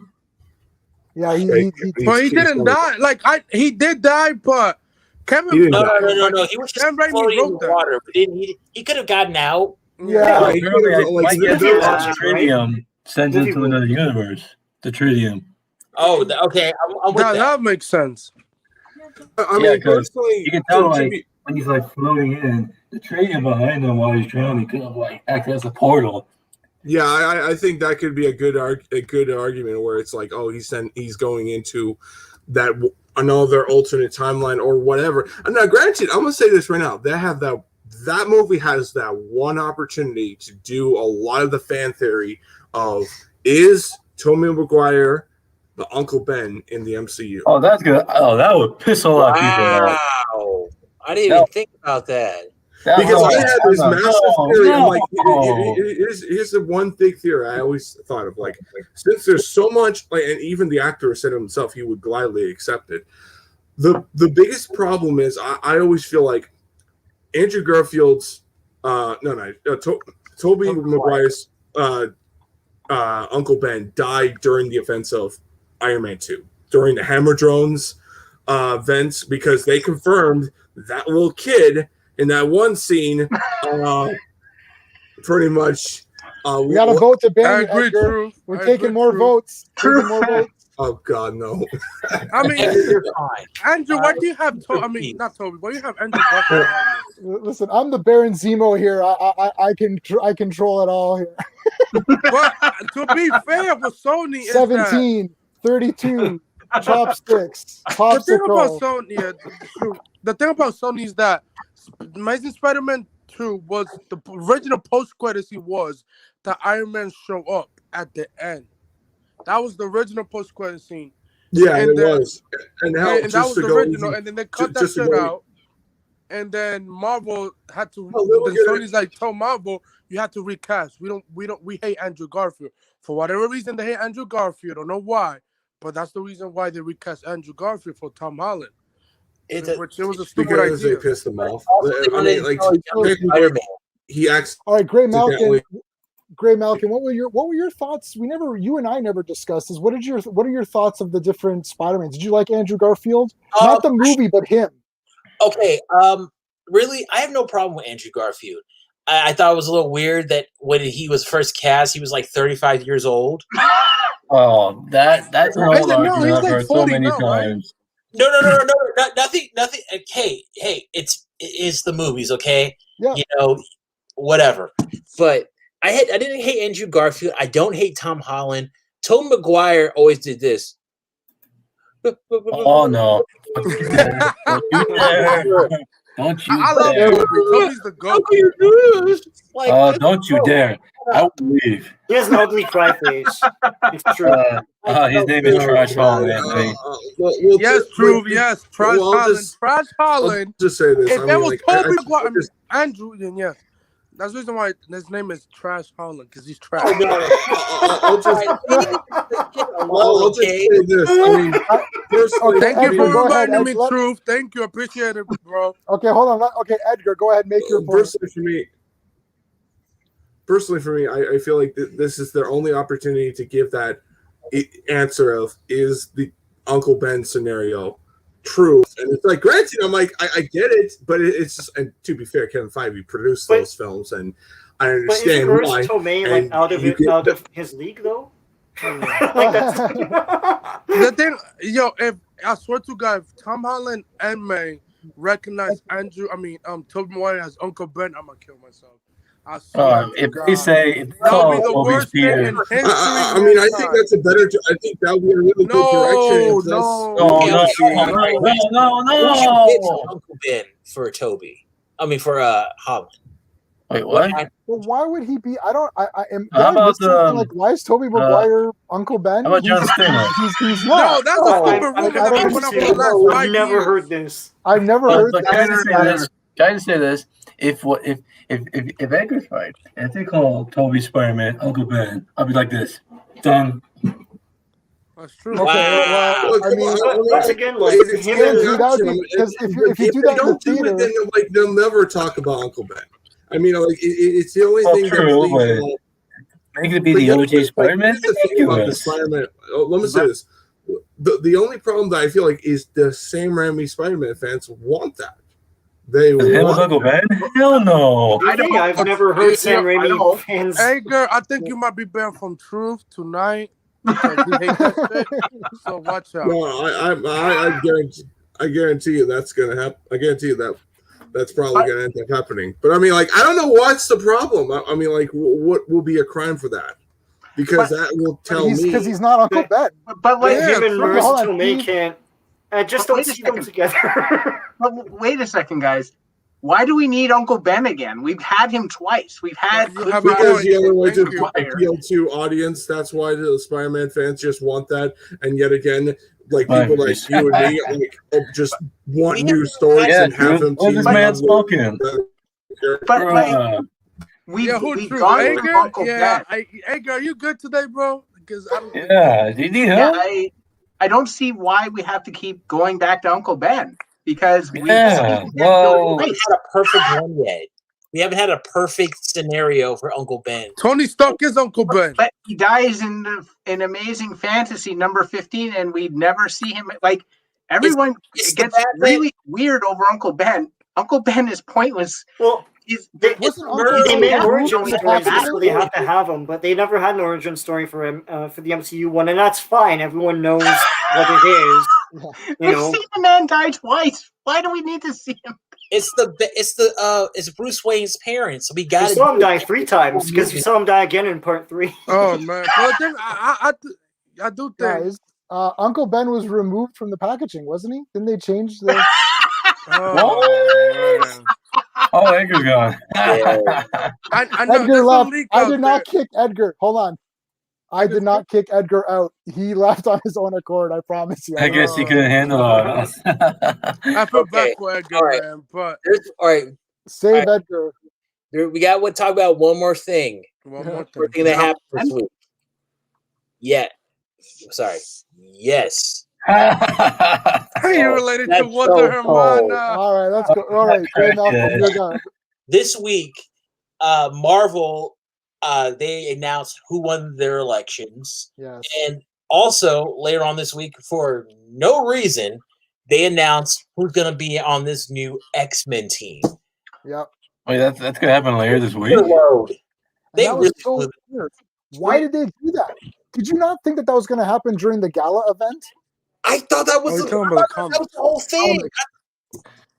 I thought we were going to get a bunch of stories where we see, like, from, like, we're going to have the main comics, the A plot, but we're going to see a couple panels where we see the candidates talking to each other about it. Right, or something. Yeah, so it's okay, so for you guys that don't know, the new X-Men team, it's going to be Cyclops, the leader, Jean Grey, Rogue, Polaris. Fuck that bitch. Whoa! Oh, man, I have a character too. I don't like her though. I hate her. I'm sorry. Excuse my language. Hold on. Excuse my language. Hold on. Just so you guys know, Polaris was the voted by the fans. Overwhelming majority of X-Men fans voted Polaris in. So even though one person on this panel doesn't like her, you know, other people do. I'm just saying, like, on Magneto, she's okay character, but like, I don't want to see her in live action. That's the bad thing. Like that. Oh, wait, sorry. This is the comic book X-Men. Going into this. Hold on. Comic book, yeah. I don't want to see her in live action. Okay, well, I do. I met her in live action. She's from The Gifted. I met her. I got a picture with her over there. Like, yeah, true. First of all, J-Man, you got everything. Let's be honest. Okay. I do. I had the first appearance of Polaris in comics. Let me tell you how cool Polaris is. Okay, not only did she grew up her entire life having Magneto's powers, but she never just put 2 and 2 together. Okay, all right, whatever. I'm right back, guys. She's the idiot. No, she's not an idiot. She's from she's from SoCal. Okay, I get it. Okay, she's from Southern California. Whatever. Okay, a lot of people like to say that she's crazy. No, she just had a bunch of bad things happen to her, kind of around the same time. She saw Havoc blow up in a plane. She was on Genosha when it was being destroyed, and she found out Magneto was her dad when she was an adult. that kind of messes with. Yeah, so she's had a messed up thing. Okay, so hold on. Sunspot. No, not Sunspot. Sunfire. Sunfire. The Japanese. Yeah. Really, Sunfire? So, like, really? So Sean, man, that's you like Sunfire, don't you? Sunfire is dope. He's cool. And then who else? Who am I missing?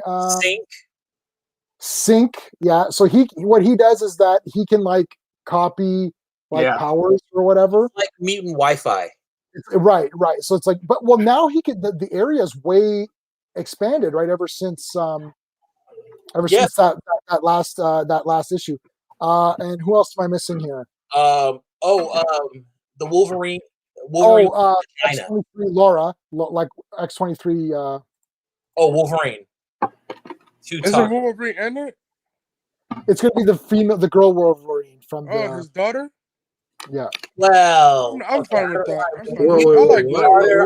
Welcome back, Edgar. What are we talking about? Talking about the new X-Men lineup in the comics. Oh yeah, I saw that. That was cool. Yeah, but I don't want that for live action. It probably won't be for live action. I'm pulling it up right now to try to find. Okay, so they'll be like the X-Men, right? It won't be like X Factor, X Force. They are the X-Men. X-Men. Okay. They're actually ending the series that Hickman started, and they're redoing it with Gary Dugan, who did Marauders. All right. Gary Dugan, he does a lot of character work. That's something I've noticed about Marauders. So we're gonna get. J-Man is excited. No, he's not excited. J-Man is not excited. J-Man does not like Marauders. That's the worst X-Men book. So I'm. Yeah. I throw that book in the garbage. The next. J-Man, you're forgetting about Cable. You're forgetting about Fallen Angels. You're forgetting about. Empire. For which one? Empire. I didn't read Empire, so I can't comment. But I like Cable because it's fun. I don't like Marauders, man. I don't know. I will see how this goes, but that's your 6 X-Men. So I'm obviously gonna get it. Duh. That's a no-brainer, and I'll review it, and we'll talk about. We'll do comic book talk on Thursdays. That's when we normally hit the comics up, but we'll get into details of it on Thursday as well. But yeah, just to throw it out there, it was an interesting news thing that happened. Now, do you think? Why say it now? Why say it a month before? I don't know. It's so weird. Can I say one thing? Yeah, go ahead. My biggest problem with the X-Men books is, and I'm not a fan of, we're going to have Apocalypse and a Sinister be a part of the X-Men. I mean, it took me out of it. Mm-hmm. Yeah, well, they're trying to say that all the mutants have a clean slate. Everybody has a chance now. Sinister's on the council. Apocalypse isn't even there anymore. Apocalypse is, where the hell is he? In Otherworld or something? Apocalypse is on. He's in Otherworld. Oh, he's on that other island, right? Yeah. What the hell is it called? I totally forgot. No, he's not on Rocco. He's on Otherworld? No. It's Amyth. He's on Amyth. Oh, with the girl, with the wife, right? With his wife and kid. That's a stupid name for an island. It's Krakoa and Rocco. I mean, personally, it's just, if they got everything I could have asked for. Jean and Scott are back together. It's just, it feels like X-Men. It's just. Yep. But so if you was Marvel, which team will you use in the comics for the live action movie? The X-Men, the main title. That's what you always do. But which character? Which characters? You want the original character? Which of the X-Men? Simple. Me, if you're asking me, I would do something completely different. I would have I have 2 squads in mind. There was this one squad where it was Havoc, Polaris, Rogue, Gambit, Wolverine, Juggernaut, and I'm the Yonica, bitch. Yeah, exactly. That's hilarious. No, have them on one team, or have another team where it's like a ne'er-do-well X-Men with Havoc, Dazzler, Warpath, Banshee, and Beast. What about the 1990 cartoon, the way they have? No, stay away from that. Okay, Chris Claremont, Chris Claremont is a hack. Okay. Hey, damn. You yeah. hate that? Yo, Jay, you hear that? I said it. Okay. You don't like that show from the 90s? Writes like Yo. Chris Claremont writes X-Men like he solved racism. Like he made Kitty Pryde at one point sexually harass a 19-year-old immigrant. Another one, yeah. Kitty Pryde harassed Colossus, and when he tried to tell her, he tried to break her, the other X-Men, Nightcrawler and Wolverine, they bullied him into staying with her. Bully. And also another thing too. I mean, that relationship is off again relation. I mean, like if you're going to put them together, you better just do it now. No. They won't be now. No. Colossus and Kitty. No, Colossus and Kitty. They basically are all but saying that Kitty Pryde is either a lesbian or she's bisexual. Like this is your Marauders for you. It's like this dumbassery stuff. Like, but it's really funny though, because like if you think about it, all the dudes that she's like been with, she's left them in a really bad state, and their all name was Peter, Colossus, Pete Wisdom, Star-Lord, Peter Quill, Peter Parker. Yeah, Peter Parker. Well, that was Ultimate. Not. Oh, okay. All right, but the first three. Ultimate sucks. Ultimate's better than half the shit that the main 616. It's tapioca poo. I'll just say this. I could argue to the end of time, and I don't give a crap, at least with that Peter Parker is a better written character than he's going to be with Gwen. He's going to be with Gwen. Oh, wait, kill her off. Then he's with Mary Jane. Oh, now let's make a deal with the devil. Enough said. We're not mentioning the full saga stuff. I think the thing is that it's a proven fact that like if something already exists, I can change it up and do new angles. It's like, okay, how about you create something brand new that is the damn best thing that's ever happened in comics, and then someone will then later copy your idea, change it up, and say, "Oh, that's better." It's like it's a respect thing. I don't know. I just can't get into these random versions of characters. It's like, but J-Man, I'm telling you, like I was okay. The Sam Raimi Spider-Man got me into the Ultimate line, which also got me into the Amazing Spider-Man line because it was written by J. Michael Straczynski. He is my favorite Spider-Man writer, bar none. Just bar none. But my problem with Spider-Man is when it comes to the 616, ever since the death of Gwen Stacy, it's always an agenda with that character. Yeah. With the Ultimate, like, I mean, it all started with the death of Gwen Stacy and down. The rest is history from there. And the Ultimate version is a lot more better written and much more cohesive. There's no agenda. There is nothing. It's just pure storytelling. And I think the Ultimate is an agenda. The entire purpose of it is an agenda, isn't it? Like it's like, well, it's supposed to be a branching off to people who don't want to read a load of comic books. It was a kind of way of their own reboot to a certain degree. That was their main point. Updating everything for the 2000s. Yeah, exactly. Yeah, but like, I don't know. See, Sean and I don't know if we agree on this, and Steve, like, I know for sure Sean and I, like, we're collecting from little kids. Like, I started with Captain America 258. I could pull it out right now. Right. And I didn't really care about, do I need to read the 100, or the 200? Yeah, me neither. You just go from there. You just go from there. Right, and it's like, this idea, this has been this new idea that everyone needs to have an origin to an origin to an origin. And it's like, it'll get better later. Like, remember when you saw Raiders of the Lost Ark, you didn't know who shit Indiana Jones was. You see him whip the guy's gun and he gets the idol and he gets captured and then runs away. And it's like, that's Indiana Jones. You watch that movie, you're like, this is great. And nobody thought, well, what is the origin of this character? Or they need to update this, or they need to do. It's like that's just what you watch.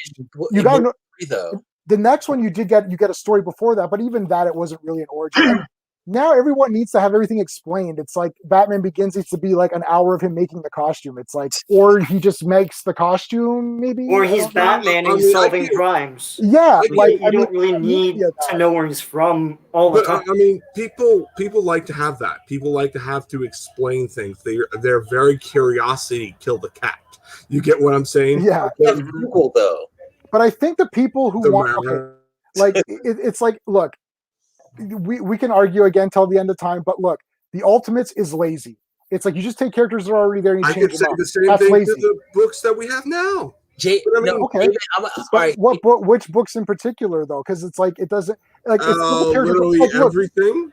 So same with Miles Morales Spider-Man, right? Is that a bad book now? No, it's not a bad book. No, that's one of the few good books. It's just the problem is the only things that I personally feel about Marvel is I'm not a fan of the direction of X-Men of like, oh, we're gonna have a lot of the villains that we known for putting them into together for some reason. Then we have the other storylines to where half the stuff with Donald Blake becoming a villain, and then after that made no sense whatsoever. It was kind of like a little worthless. Just bringing that character back. It's like, oh, so let me get this straight.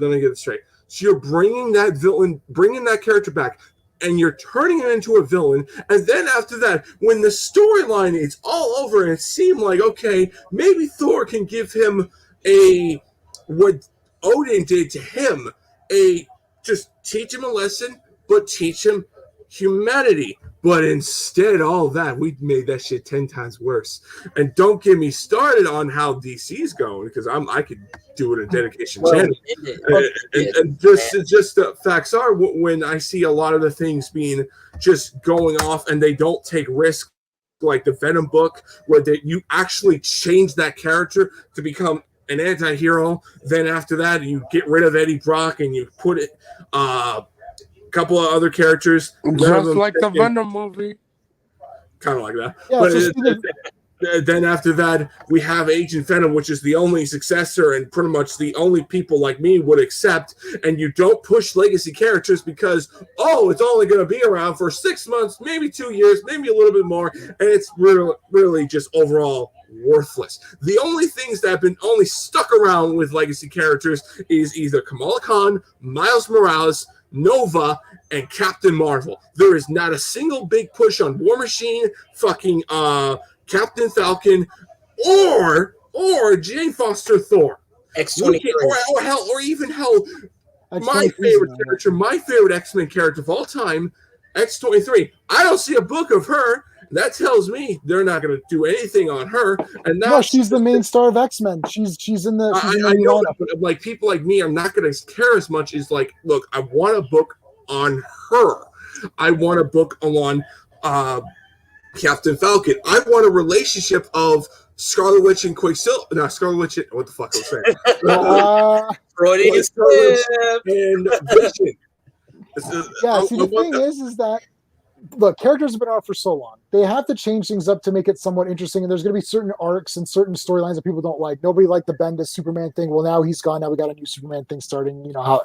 So that's how that like. But they've been around for 80 years. You can only retell the same kind of thing so many times. My problem is that where you just. Hold on a second. My problem thing is that where you're like, well, people are bored of Peter Parker. Instead of taking Peter Parker and making him more interesting again, let's just do the same exact origin, but we'll have a new Spider-Man. It's like, okay, but then I'm just looking at it, it's like, well, that's just a new Spider-Man, and why do I care about that Spider-Man? Like, take the one that's already there. Like, Mr. Sinister being on the council is very interesting and very funny. And his book is the best book of the whole damn lot of them. Yeah, and some of them don't work. To be fair, I mean, like, for me, as a comic book fan, I like certain things on certain books. Hey, Movie King. Hey, Movie King. I really want just the books. I really am just dying to see, like, characters like X-23 coming back. A massive push on War Machine that hasn't got a big push, I believe, a long period of time. Or just, like, I'm all about the characters that really nobody really gives a shit about. That's the main issue. And those aren't going to be pushed because no one's buying them. People are hardly buying the comics that are out there. DC canceled Aquaman. There hasn't, my God, there's been an Aquaman book forever. Has there never not been Aquaman? And Aquaman's gone. I don't know for sure, but there's probably more Aquaman fans than X-23 fans. Maybe, I don't know, or War Machine. And there's no Aquaman book, and that's just how it goes. Like nobody's buying comics. If your name's not Batman, that's or the biggest problem. I mean, let's say you cancel the book, we don't know any of that stuff. Like people like us to go hanging, and it's like you're cutting your audience. That people who buy it, that's the problem.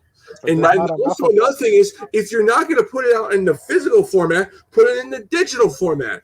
There is many ways you could do it. With DC's doing it with their books, and it's just the problem is, I want to see certain characters go forward, or I want to see certain relationships. I mean, people beg and beg and beg and beg and beg of Mary Jane and Peter Parker getting back together. I'm like, screw that.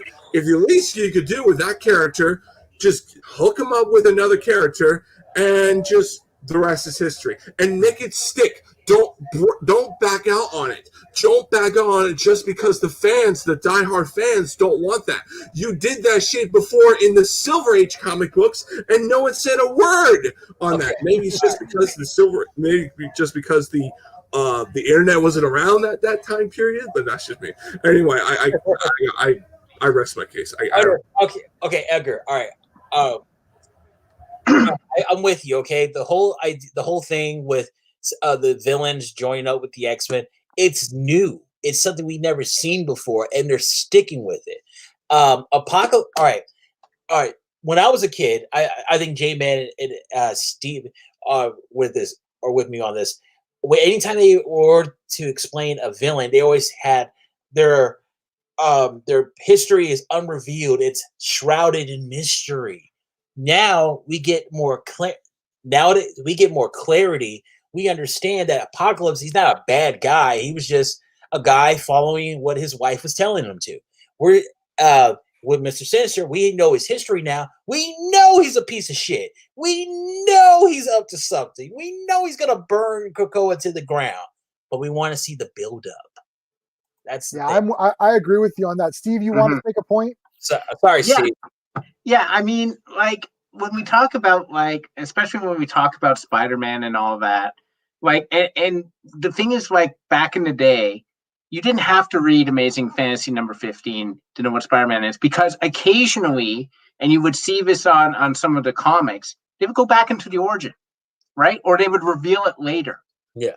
I think Leader for Hulk, it wasn't revealed right away. I think it was 3 or 4 appearances before you saw the Leader's, thing. True. And that's the way it is. I don't think people. The problem is that people want everything spoon-fed to them now, and they want everything told to them. They don't really get an opinion. They don't really get their own opinion. Their opinion is told to them. Yeah, I get that, and that really bothers me because, characters like Jane Foster, which they openly said this is not going to be staying for long, which I was okay with that. And the facts are, when I look at legacy characters like Jane Foster, Sam Wilson, War Machine, Ironheart, they don't my biggest issue is I want them to stick around. I don't want them to be pushing the sidelines just because pushing the sideline. The narrative because of the audience bullcrap, which is very bothering me because I'm like, that's upsetting because as an Iron Man fan, I always want to see War Machine. Now, granted, he's in the books now, but it's just if it's not that, it's we don't see his villains. That's the biggest issue as well. And it's just I don't know what else I can say. I mean, I have my issues with Marvel. Yes, it's new on the Apocalypse and Sinister route, and I'm glad people are enjoying it. I'm glad people are buying X-Men. It's just my problem is there's a lot of things I love about it. There's a lot of things that scream on X-Men. It's just it's missing that one piece. I want everything to go back to where it was, not reinvent it. That's what I don't think they're not really reinventing. They're progressing with the story, because how many stories can you get with them at the school? They fight Magneto and then they come back. Well, I thought that was going to be what you just said. I was expecting something similar to that. I mean, No, but like, so let's see. Yeah, go ahead, Greymalkin. You can talk about like they're progressing. They're showing, like, I mean, the X-Men just kind of became really stagnant. At a certain point, all they did was try to fight for their survival. Everybody was killing them. The Avengers were killing them. Sentinels were killing them. The Girl Scouts were killing them. Everybody was getting a piece of out of the X-Men. But now they all came together. They're all under the same. All the mutants are all together. I love that, and the kind of show it. I don't know about you guys, but is anybody seeing like a real Israel thing with Krakoa? Because like they're an established nation and they have enemies on all sides. So Movie King, if you're not a well-known comic character, there's a chance. Phil, I mean, the thing is that like, okay, so X-23, I like X-23. I read and bought all of her. I don't have her first appearance, of course, but I have her. You like in the Logan movie? The girl in the Logan movie, yeah. So I have. I don't have her first appearance because like nobody bought that comic. It was like such a weird. That shit is trash. Her first appearance was on X-Men Evolution, the TV show. Oh yeah. I really great show. Comics, yeah. So I have her number one comic, like her number one or whatever. And the thing is, I read X-23, all the issues, the solo series. There's the Wolverine series, but then there's an X-23 series. So I read all of that, and I liked all of that. And I like Honey Badger a lot too, Scout now. So now they've got X-23 in the new X-Men book. So what, like, that is showing, because they only picked 6 characters. I mean, but I mean, like, that's pretty good. Hold on. So what I would suggest though is that they need to, because there's instantaneous feedback now, right? So what people should do now is they need to tweet to Marvel. They need to write in. They need to email them. They always give you an email address and just like, hey, X-23 is great character. I want to see more with her, and get people to pump that up, because comics are somewhat dying anyways. People aren't buying them. They're certainly not going to take a chance. Like, look, the DC, if basically DC Comics is a Batman company that also publishes Superman sometimes. That's what it is. Every single thing, and I go every week on Tuesday and I see every release, it's all Batman. Batman can have his own entire section.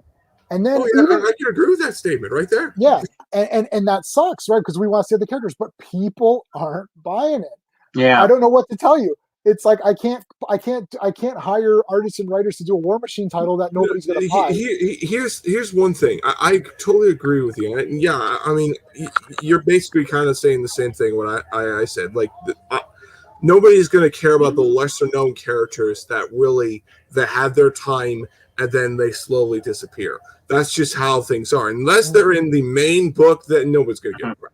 And to be fair, I always kind of go on this whole thing, like, couldn't we just go on digital? Like, there's many fans that feel left out on certain characters that just literally just stood there. And a lot of times, like, I feel like if this is just me and my own opinion, why doesn't manga always has digital day comes out, but we have to go to the comic book store and buy it, the issues? And that's just like the whole physical media and digital media, to where, do you really want to go out there and go to the comic book store, or you just rather buy like $2 for a digital issue? You get what I'm saying? The digital issues come out at midnight though, because I except for, I collect all my DC books in physical form because I get them on Tuesdays. For Marvel, all the X-Men titles except for the ones you see in my videos, like X-Men and New Mutants, I get them digitally, and they're there. I wake up in the morning and they're ready to go. My wife reads manga.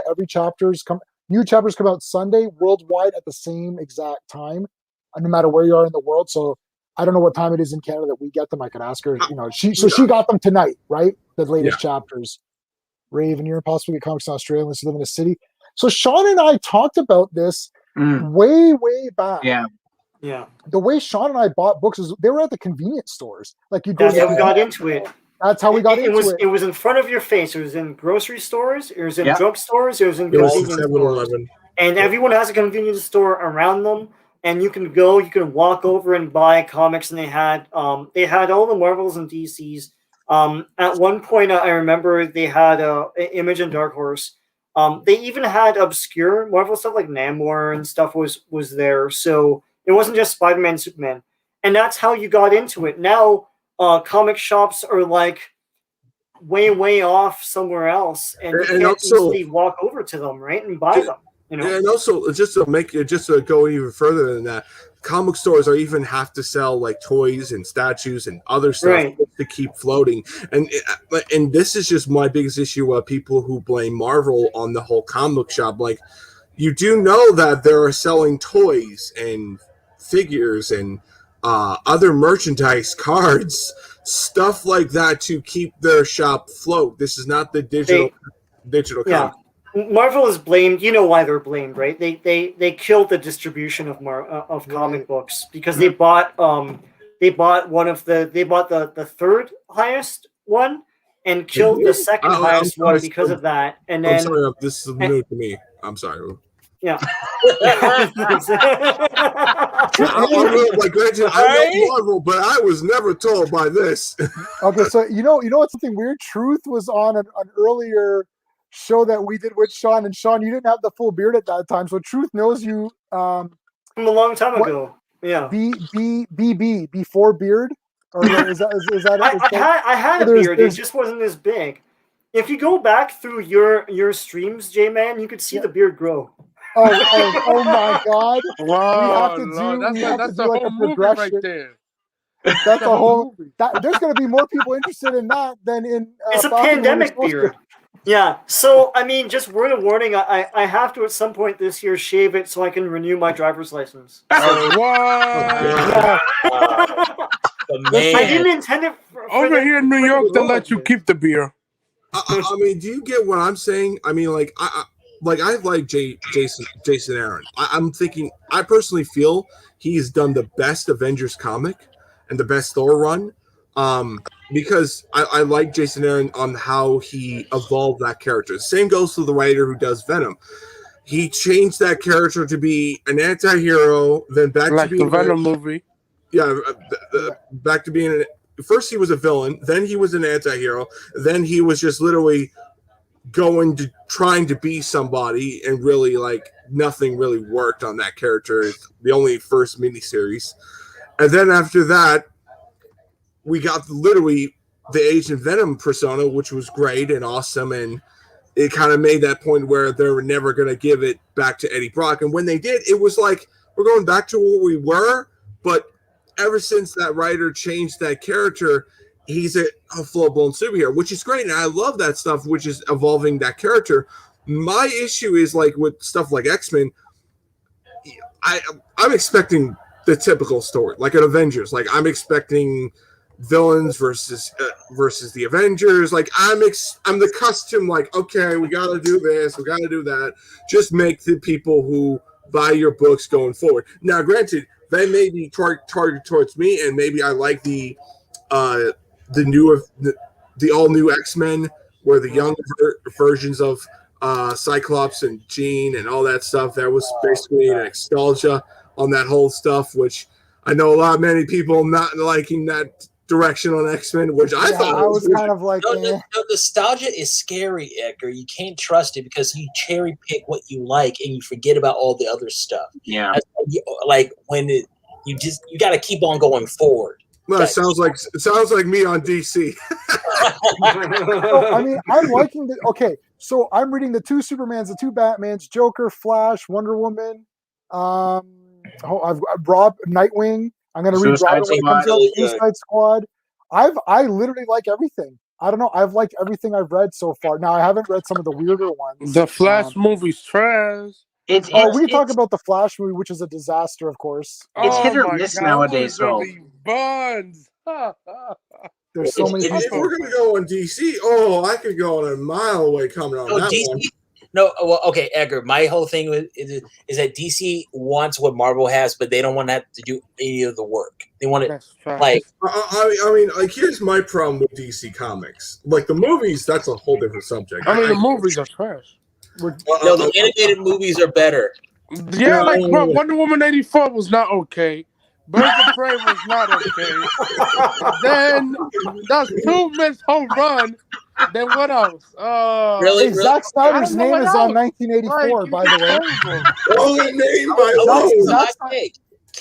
Black Panther's not that good. I can agree with that. Yeah. Hey. I've never given my full thoughts on that, but it's That cool. Sean But is scared. it's way overrated. That movie. Sean is I scared. feel. I'll tell you what my issue Steve, on do that not movie. on Black Panther. My thoughts on Black Panther? No, you're not allowed. Oh, okay. What? Stephen hate Black Panther the movie? No. We never said hate. I just said it was kind of Never said, My problem, let me say this one thing. It's the only movie where the good guy dies at the end. But that's good. He should die. Oh, that's your take. Yeah. Yeah, They don't right. They don't highlight Black Panther. They don't also- highlight Black Panther in his own movie. Like he's better in Civil War. Like he's a better character in Civil War. I agree with you. Than in his own movie. You know. I agree with you. I thought he was the best. He in Civil jobs War. to the villain basically. Yeah, I love him in Civil War. Here's my problem. The whole thing really was just a King T'Challa's father's story. What the hell is this guy talking about? This guy's hilarious. Oh God. That's Hey! Edgar, let's let Edgar finish his point. Go do your point. My problem with Black Panther is it's a good film. It just reminds me of a typical formula of the MCU. And that means it's good movie, has some great things about it, but just very disappointing in a lot of things. Yeah. Okay, so Marco, what's going on, man? What are your thoughts on all this? All thoughts on what? We're talking about Black Panther, I suppose, since that about Black Panther. This has been the most segued stream of all time. It's like we're talking about politics, we're talking about comic books, we're talking about Wonder Woman. Politics. Bro, I just got back from watching Batman: Death in the Family off of YouTube. Oh, nice. That's all the endings. Yeah, we're talking about Black Panther. Was it overhyped, do you think, the movie, or? Oh no, I thought it. I mean, how I feel about Black Panther, I thought it was a pretty awesome film. I mean, well, I can agree that some Marvel movies are a bit overrated in the sense, like, oh, Marvel is a bit property. I think I actually enjoyed Black Panther. Mm-hmm. Yep. Yeah. Okay. So, Movie King, what's going on? What are your thoughts on Black Panther? No way have a gun to your head and say you have to like this movie because it has black people in it. Like no. There's a gun. There's a gun behind it. I'll do you one better. First black superhero movie. Whoa. As a comic book. Wait, is that right? All right, Movie King. What are your thoughts on Black Panther? My thoughts on Black Panther is that I thought Black Panther was a pretty good, okay movie, but I thought the VFX in the movie was kind of shitty a little bit. At the end was garbage. At the end was not very good. It was like a 3D movie. Well, I thought that Michael B. Jordan, Killmonger. Yeah, Killmonger. I thought he was excellent. I thought he was very good, and I really liked Claw. I know Andy Serkis is wicked. I really liked Black Panther. I don't love Black Panther. I love the character of Black Panther in Civil War, but he was okay in this one. He felt like he didn't know what was going on. You don't like Chadwick Boseman, like the actor? No, I like Chadwick Boseman. I like Chadwick Boseman. But I'm saying in this movie, he wasn't as good as he was in Civil War. In this movie, he was just kind of like. I get what you're saying, but here's my point on that stuff. Like, I feel like he was just dealing with his father's problems. Yes, right. That's where it just felt like it's not a King T'Challa's story. It's more like father's story. Legacy story. Son has to deal with it, and then you just go forward. Like it's kind of going on the whole storyline of the father's greatest failure, greatest mistake. The son has to pay the price for it.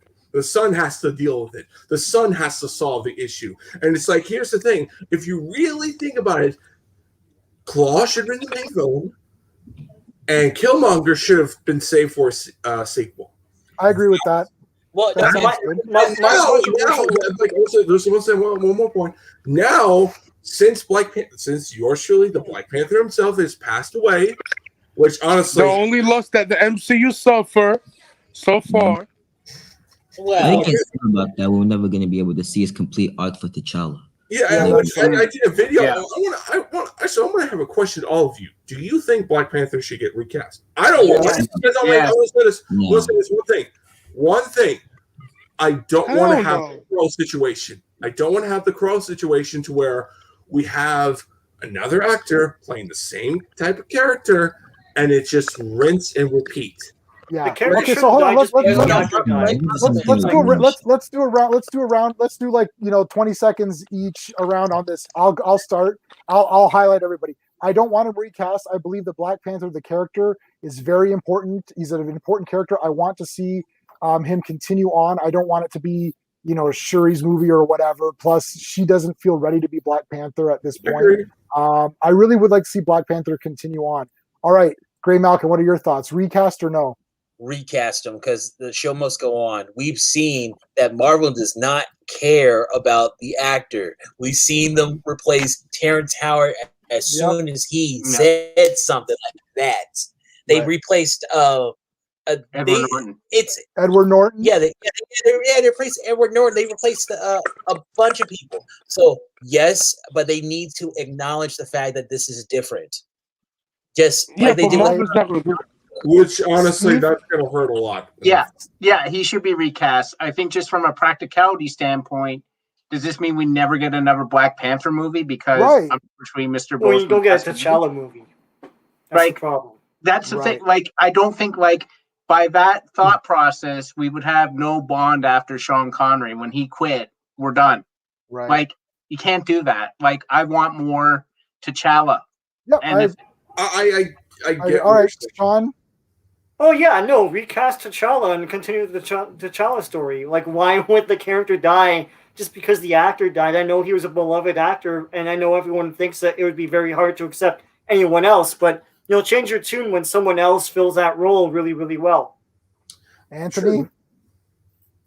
Oh, first of all, hell no to the no. And because like that would be stupid. It's like you say, oh, let's recast Henry Cavill because he's a terrible Superman. No, like he did a perfect Black Panther, and Marvel is respecting the legacy, just like Kevin Feige said. Listen, I'm not gonna recast him. I respect him as an actor. Unlike Terrence, which he says is stupid shit back in 2008. Oh, I want more money than Robert Downey Jr., which he was getting more money than Robert Downey Jr. Yeah, he was, but he wanted more. So that's the reason why Marvel was like, nope, you out. Yeah, because they were paying Robert Downey Jr. so much. And also another thing is, people want to have. Okay, let's say we do the casting choices. Let's say we have a new actor playing a new Black Panther. The problem is, it would be a very controversial film, and the biggest issue with that film is it's going to have a split divide. You're going to either love it or hate it, and that's where a lot of people are going to be like, turn off. Maybe you guys will like it and probably enjoy it because comic fans want to see Black Panther teaming up with Fantastic Four, have a relationship. Well, Sherry is going to become the new Black Panther. Guys. Okay, so let's go. Andrew, what are your thoughts? Should they recast him or not? Andrew. Okay, he's out. Marco. Oh yeah. Recast him or not?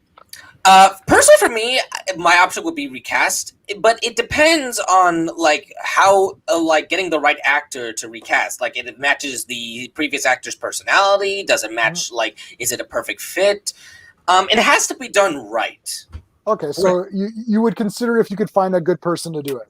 Yep, that is the king of all movies in the year 3000. What do you think? I acknowledge you. Well, my thoughts is that they shouldn't recast T'Challa because Chadwick Boseman did an amazing job playing T'Challa, and recasting him now would just be a dick move because most of everybody else, they're already familiar with Chadwick Boseman being Black Panther, and just recasting him now, people would be like, wait, that's supposed to be T'Challa? Wait, what happened? Wait, what? Truth is laughing at y'all think. And also, just to go into your point, people are gonna you or me are gonna explain to the minority fans saying, the reason why we recast is because we want to continue the character, and plus the fans that want that. That's just basically it. And it's like, yeah, so if we're gonna recast, we can have a valid. You can have. I mean, like, I have actors. All right, so let me pose a question to the panel then. Let me pose a question to the panel for the people that don't want him recast. So we're okay with having Henry Cavill Superman, Tyler Hoechlin Superman. We're okay with having Pattinson Batman, Ben Affleck Batman, and 14 Flash characters. We're okay with having multiple actors be multiple characters, not even back to back. Yeah, but they're like not dead. I mean, that was kind of. I mean, multiverse concept. That's a multiverse concept. Yeah, but they're not. Pattinson and Ben Affleck are not going to be together. They may or may not be together, right? So that's confusing too. Whereas everyone in real life knows that Chadwick Boseman passed away. Like, let's say Henry Cavill passes away. Should there never be another Superman? Oh, they're going to do a Superman. Oh no, exactly. J-Man, thank you. Also, I just saw Superman 3 today. I have a whole. There's a lot to unpack. But we're going to talk about that. We're going to talk about that on a stream, you and I together, because I love all the Superman movies. Yeah, okay, go ahead. But what I mean is, like, when Christopher Reeves died, they Anthony, quiet. When Christopher Reeves died back in the 90s, they didn't stop making Superman movies because he died. They kept going. I mean, we're on our fourth Superman now. So I have a question for the panel too. Oh. Okay. So let's say that Shuri is the new Black Panther. She's gonna become the new Black Panther. Do you want her in the Black Panther suit? Yes, she's in the comic. Absolutely. Yeah, it would probably be interesting. Here's the thing. I get what you're trying to say.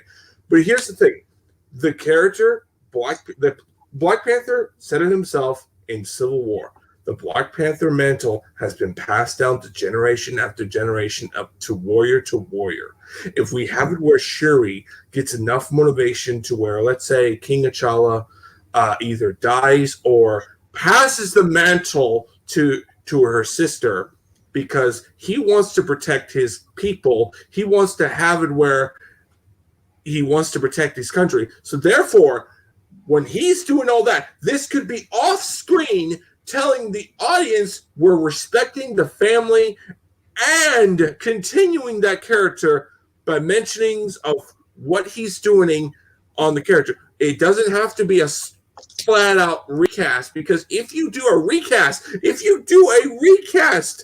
so she's gonna piss a lot of people off. It's a lot. Yeah, exactly. A lot to accept, because now, can that person top? I mean, I'll say this. Hold on. Okay, so now hold on. Let me pose a question here. This is going to be a very good question. I'm very good at posing questions. Are you though? Yeah, I am, Anthony. Because Anthony. Okay, here you go. Should Brie Larson be recast as Captain Marvel? Yes.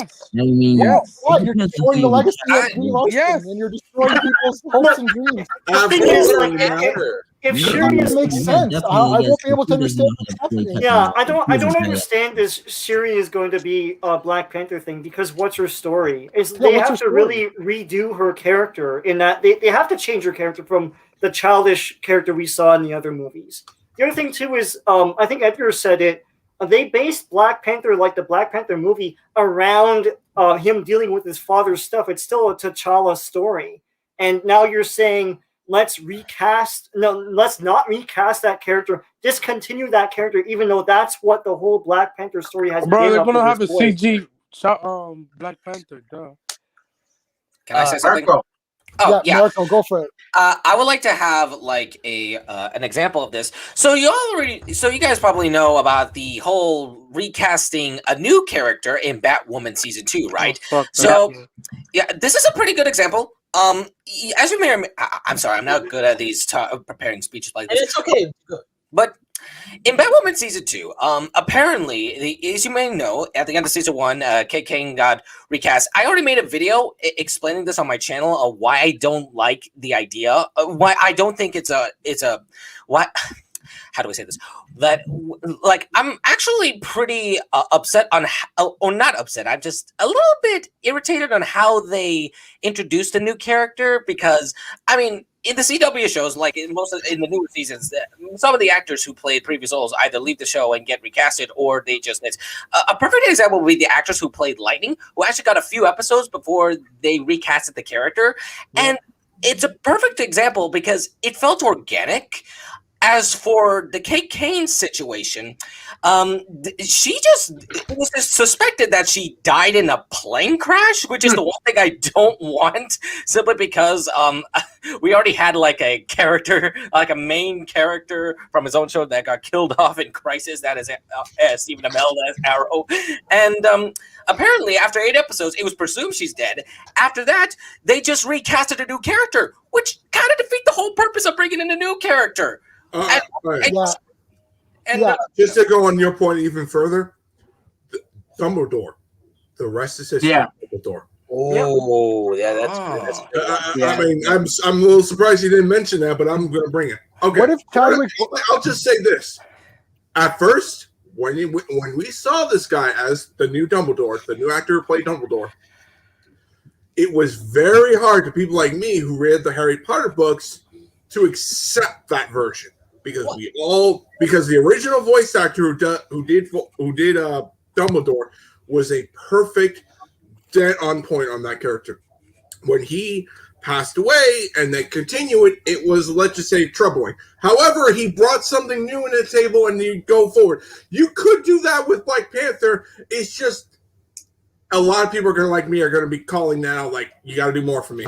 What if Chadwick Boseman was still alive and Chadwick Boseman quit the role? I was going to ask that question. Right. Yeah. So then do you just say, well, he's not going to do that. He needs the money. No, don't. No. He's not going to. No, he will never do that. No. What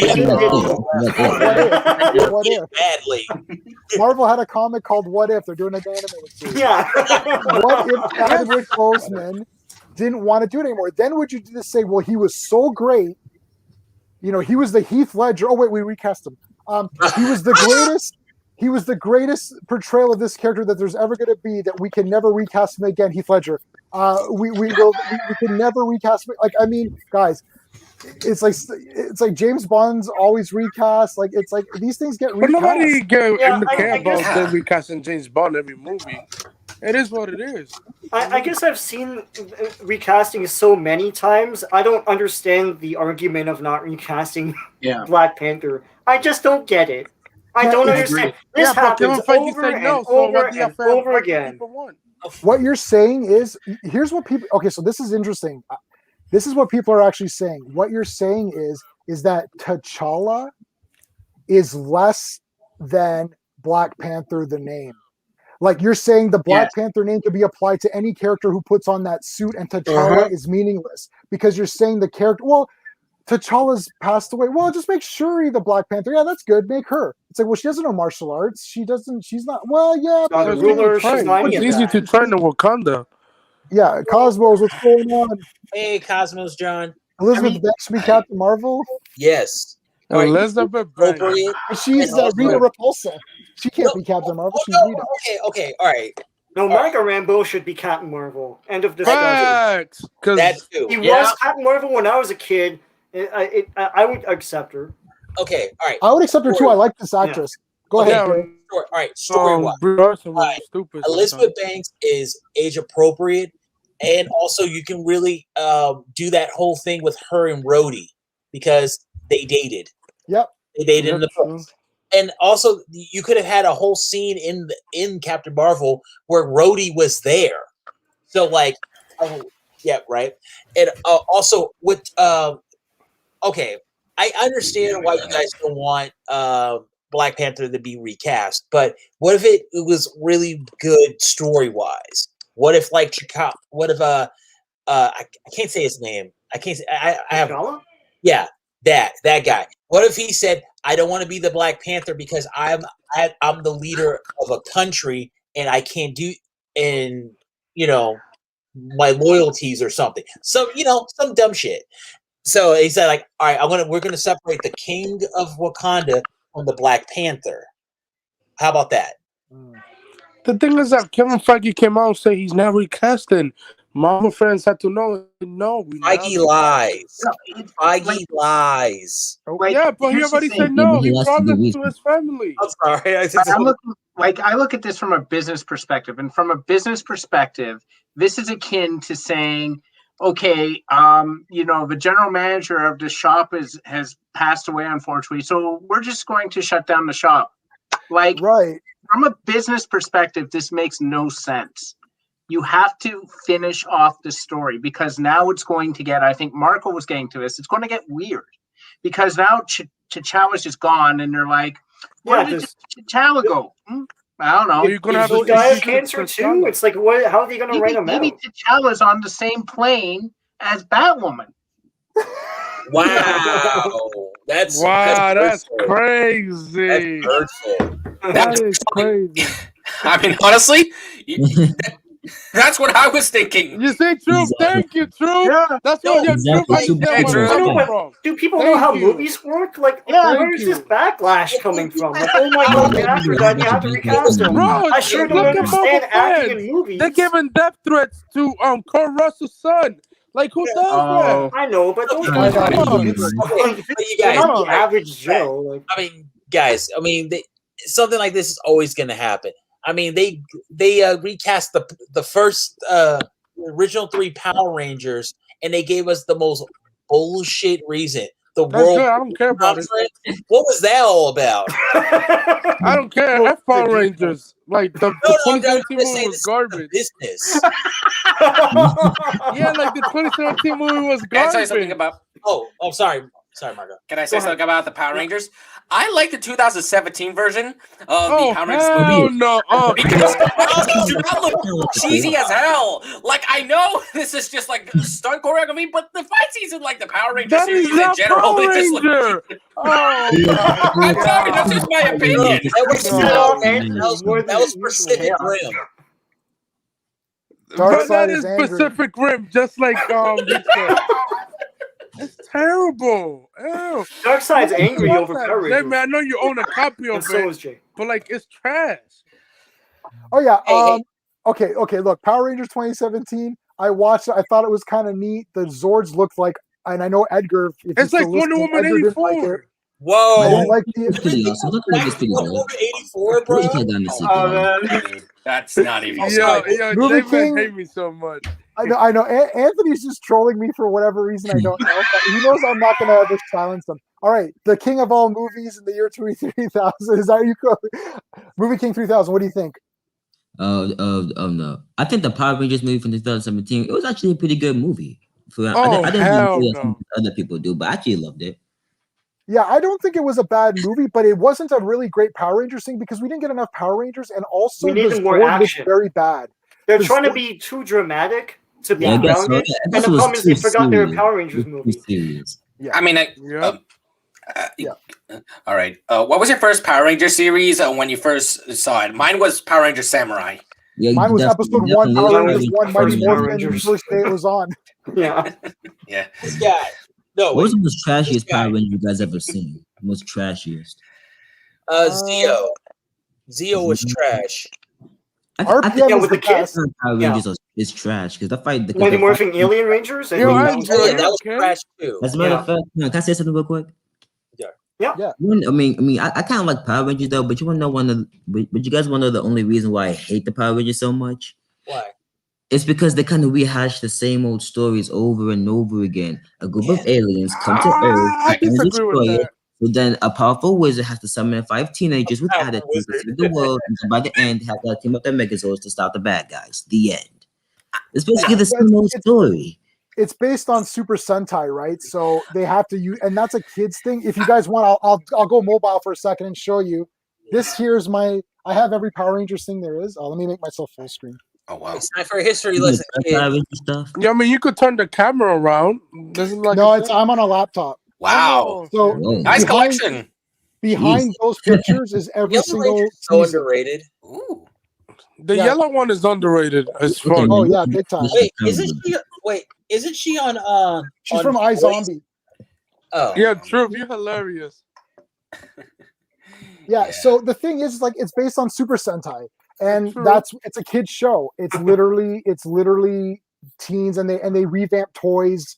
The new toys come out every season, which is why you mostly have 1 or 2 seasons max of one group, and then they bring out the next wave of toys. It's literally just a machine that pumps toys out for kids. Kind of like Transformers was back in the 80s. Kind of like Transformers. Not like the Michael Bay garbage movies. No. I'm talking about hot take. I actually like Age of Extinction. Hot take. Hot take. Which one is that? Way too long for me. Oh my God. I don't think Andrew realizes he's still on the live stream. I think. I think Andrew, are you alive? Like I know. What were you saying, Movie King? No. All I said was just like I like Age of Extinction from Michael Bay. Like the, so which one was that again? Let me look. It's the. I'm not. I don't watch. One. I'm not a big fan of Transformers. Is that part 4? 4, yeah. Yeah. They go to China for like 40 minutes and do nothing, and then the Dinobots appear for the last 5 minutes of the movie. One. Sean had to take a major look. Sean had to take the piss of pisses. Okay, so and then they go to China, and I'm like, oh, I guess it's almost done now. And then they're there for almost an hour, man. Anyway, Sean is just pissed because he had to take a piss during that movie, and he got. I don't know what the sizes. We're all Canadians, Stephen and Shauna. Now in Canada, the sizes are a lot smaller than the American sizes. So our large pop isn't as large as your large pop, but it's still pretty large. And like literally, Sean is a smaller person. I'm skinny. He's skinny. And if you put that pop, like it's like his entire stomach is that pop. And he drank all of that during a Michael Bay movie, which I drank the whole thing. And I was like, oh, I'm in trouble now. Can we be honest? Like the first Transformer movie was good, but then after it, Michael Bay was garbage at it. They're all I don't like that. Right. You're right. Extinction's probably the best one. Like the first one was good, but then what the fuck happened to Michael Bay? He's just oh yeah. Oh, no, that's just Michael Bay. Transformers 86 is the best movie. I mean, true.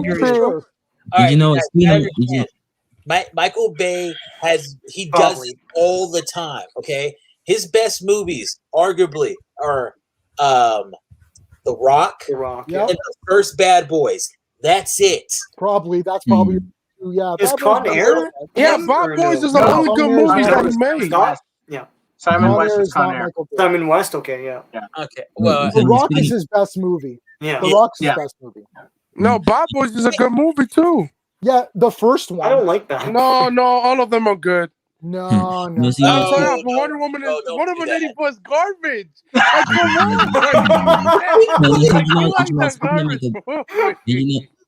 Like, speaking of Michael Bay, what do you guys think of his interpretations of the Ninja Turtles, by the way? Oh, they're awful. Oh, wow. That's dookie. That should be burned. I thought they were pretty good. Hot take. I thought they were pretty good. No. I haven't seen them yet. All I know is that Stephen Amell is in the second Teenage Mutant Ninja Turtles one when I saw it. I recommend you watch it. It's a pretty good movie. Those movies are pretty good. I recommend you watch them. Okay.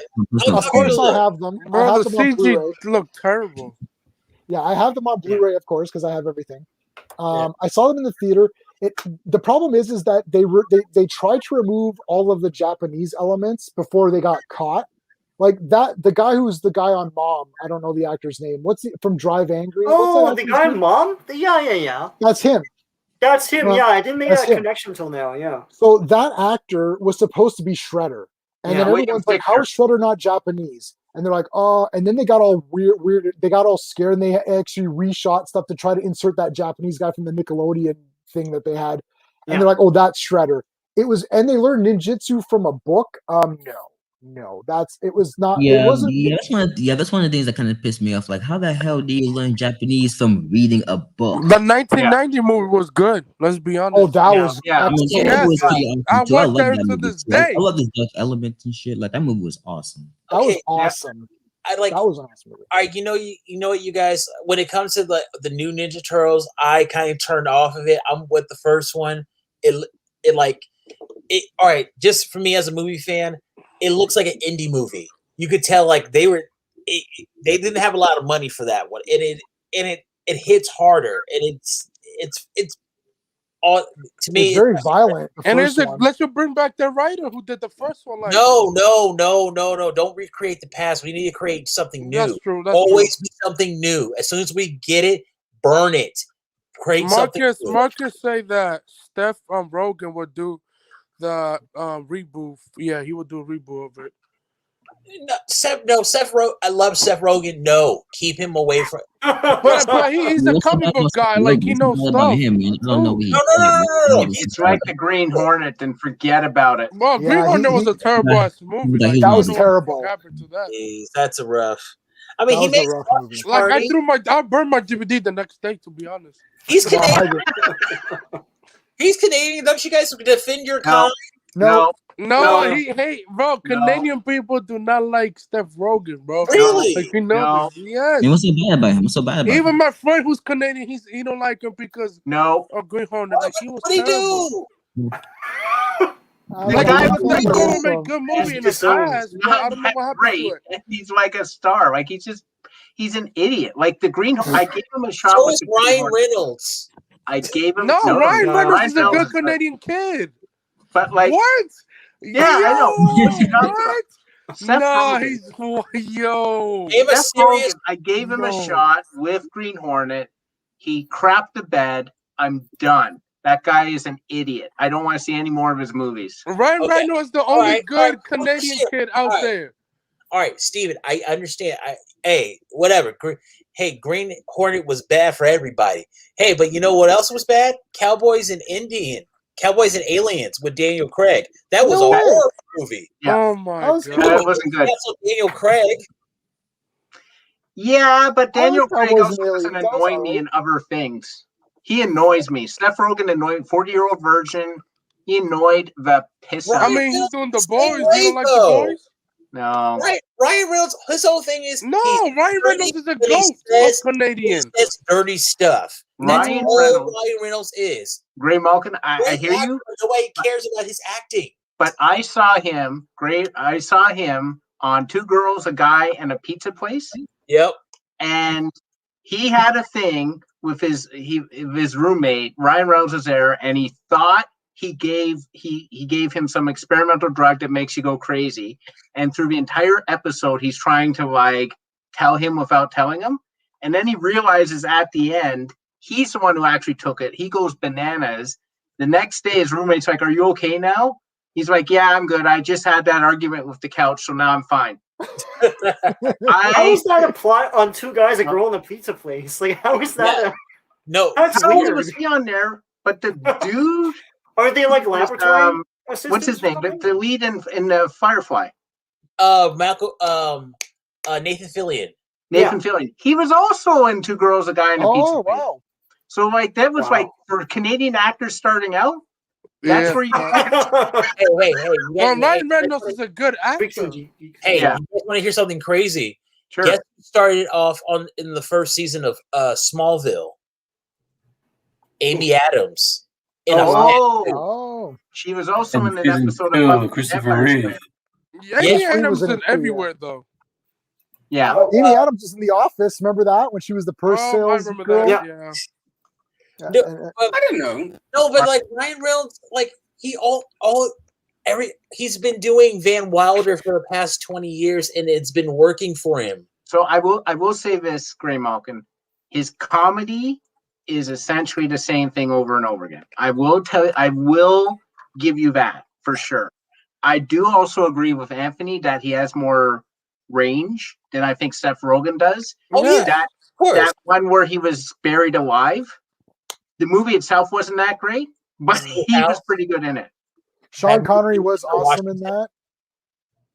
What else? Ken Watanabe is Mr. Master The Splinter. only thing that Steph Rogen is doing right now is The Boys and Invincible, which he did those two shows. Invincible and The Boys. So yeah, that's the only. He's writing for The Boys. Well, he's doing other stuff. I mean, like but he did Invincible.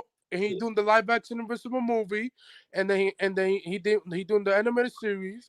He doing the live action Invincible. Then he doing The Boys. He's busy. He got three things right He's trying now. to get some money for his grandkids. Oh well, yeah, that's true. Yeah. You guys, what about the G.I.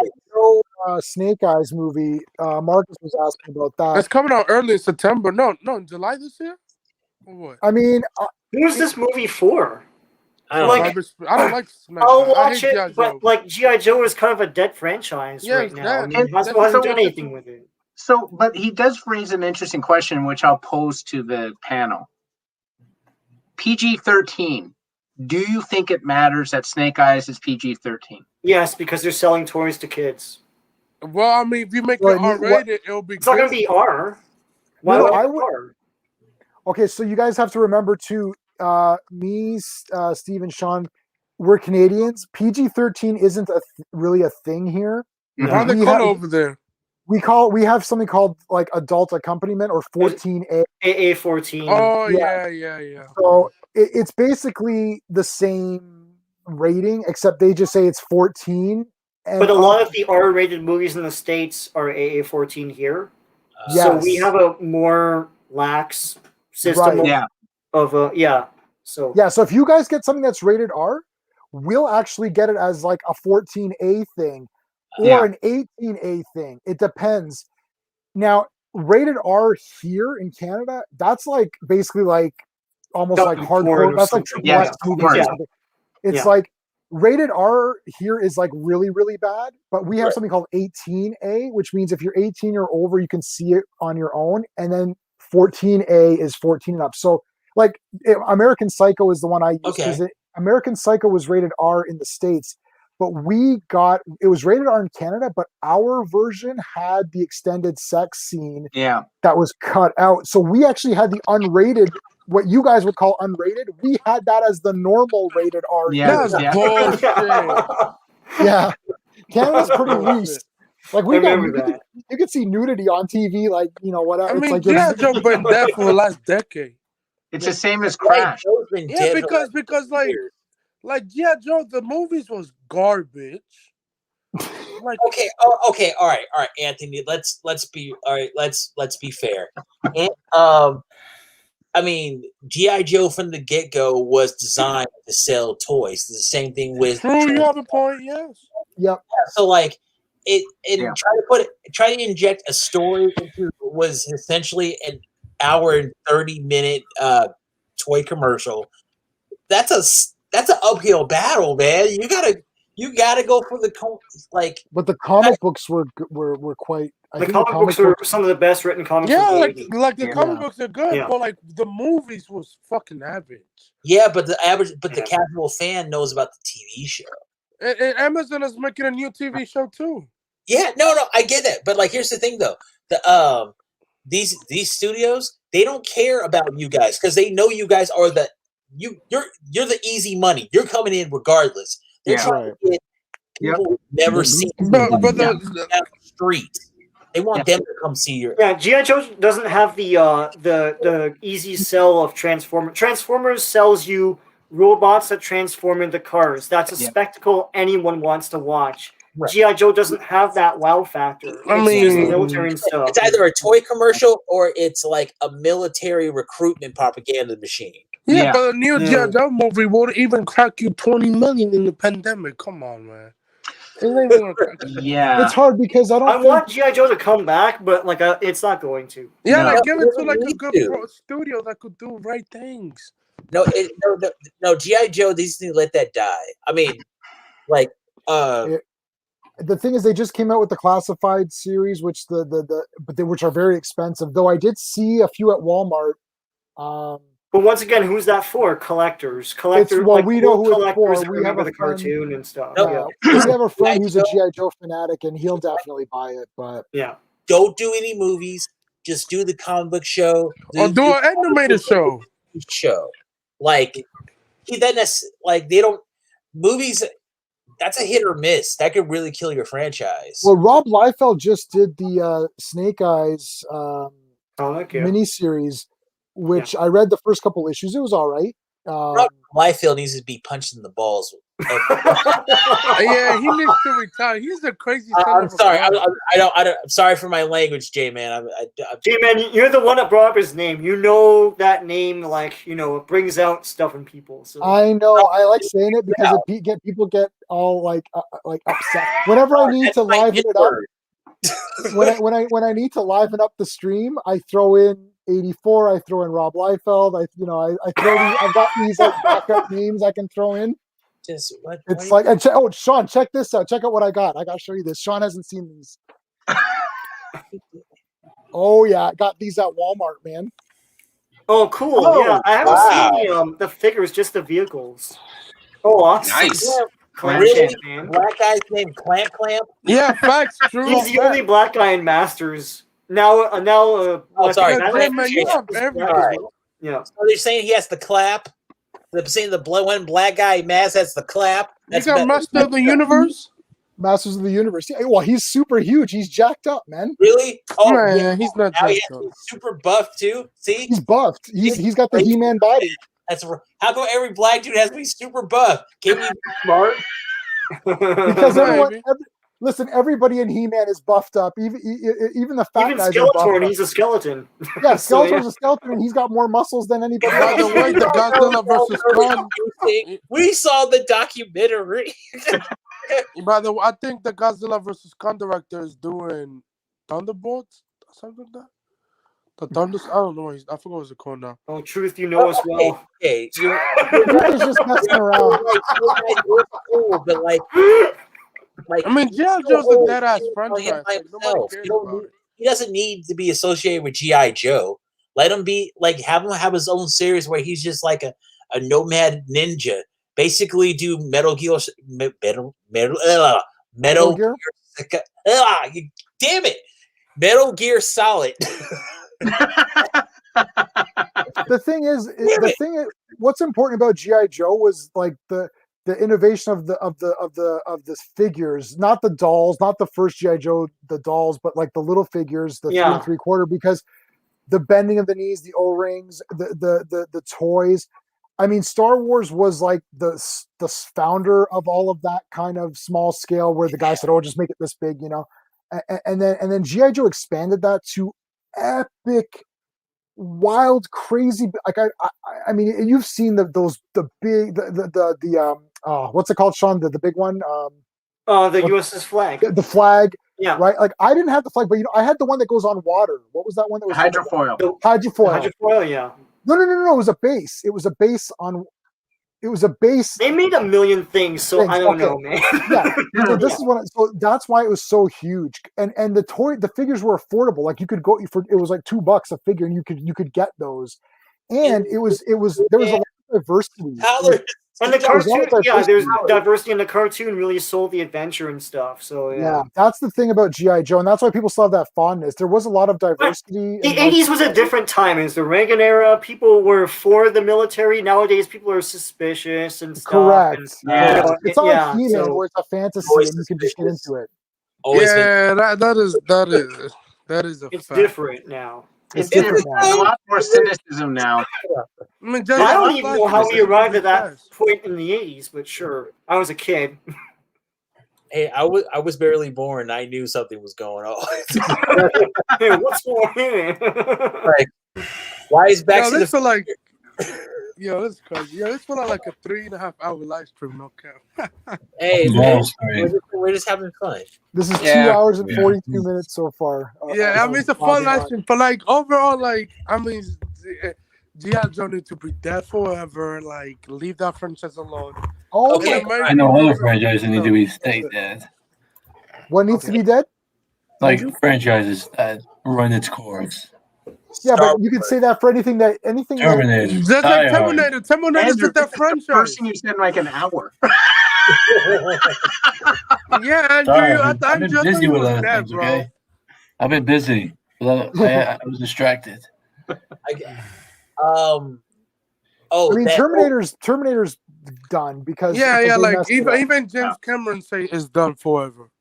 And he endorsed Dark Fate and Genesis. They need to stop that whole thing that Hollywood does about taking out making a show taking a show from like the 90s and making it into a movie. Yeah, that can be done. And then they're going to do 90s now. Oh God! So Mystic Knights of Trinidad. No, no. Speaking of with the X-Men movie, PR Troopers, the movie. Arco. And they're also about to do that with the CW Powerpuff Girls show. Oh, That's gonna be so true. They're like grown up and emo. Oh Lord, God! I'm actually kind of excited about. I'm not. I'm not. They're redoing Animorphs. Yeah, you was in the whole live stream. You were on there the whole time, Andrew. I am interested to see how the CW Powerpuff Girls go. Just to see. You gonna watch the first episode? That shit is garbage. That's all we're gonna I'm gonna watch the reboot because I want to see it fail. You want to see it fail? That's gonna be a dumpster I fire. know it's gonna be so hilarious to see how they. But that's what the CW need to do. Get the original rights who wrote the original series, and that's it. I doubt they're gonna do that. No, they won't. I associate Powerpuff Girls with more the 2000s, though. It came out in 98, I don't know what right? I don't know. And then it went through the 2000s. My like how people watch it, but I don't know what the fuck is the show about.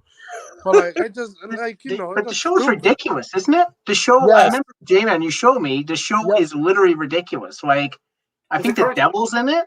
Yeah, it's a preposterous show. Like it's completely like what's that? Aqua Teen Hunger Force. It's like that. Oh man, that is another term. Get ready for that. Yeah. So like, how are they doing that in live action? Yeah, this is they're grown up and they're all emo and stuff. That's for God's sake! They're like Wonder Woman 84. They got full on Riverdale. Yeah, and that's what it's gonna be. It's gonna be like the grown-up, gritty version, you know. But then, so I'm putting myself up for. So who cares about like if you watch Powerpuff Girls as a kid and I don't know how old you are now, or if you liked it or whatever, it's like, what's the point? Because what you watched was a crazy, ridiculously fun, super fast-paced show, a joke a minute. Like Mojo Jojo, right? And really, dude. Like. Who's going to want to see this now? Like, this is the problem. It's like if you're a little kid who grew up, watching a certain thing, and then you watch the movie version, that's what you want to see. It's like Ninja Turtles. You would more want to introduce it to your kids, and you're not going to introduce this new grown-up version to your kids. But like, right? if you have it's like that kids, Dora movie. Who was that for? If you have kids, let your little kids watch that shit. That's the reason why the CW is doing it. Let's be honest. For little kids that could watch the garbage show. All right. I mean, to be fair, it is. I mean, the ideas are both ridiculous, but interesting at the same time. They're ridiculously interesting. Like, I mean, yeah, it's a ridiculous it's gonna concept. have a budget. I'm gonna tell you the budget. The budget's gonna be $1 million. That's it. I mean, it's more ridiculous. You're not gonna get too much out of it. I mean, they got a bigger budget. Dora is an educational show to teach children. Powerpuff Girls is just like your typical cartoon show where it has like a Monster of the Week formula, and then they just go with it. Like, like that's the difference between Dora and Powerpuff Girls. Well, Dora the movie did teach kids something: how to not make a movie.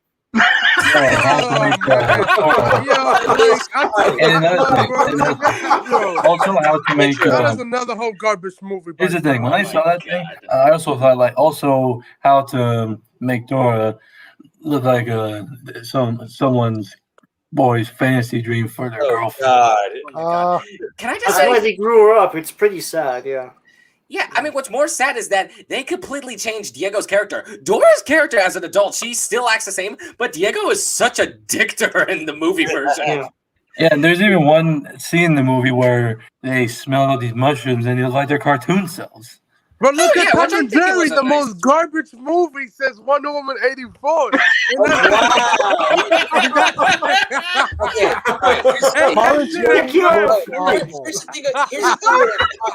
the thing Hollywood does. Instead of they take the big stuff because they think, okay, we got a built-in audience. What if they wanted to be a bit more creative, they'll take like obscure stuff like Pirates of the Dark Water. Can you imagine? Yeah. Big Bad that would be terrible. Big Bad Beetleborgs? That'd be sick.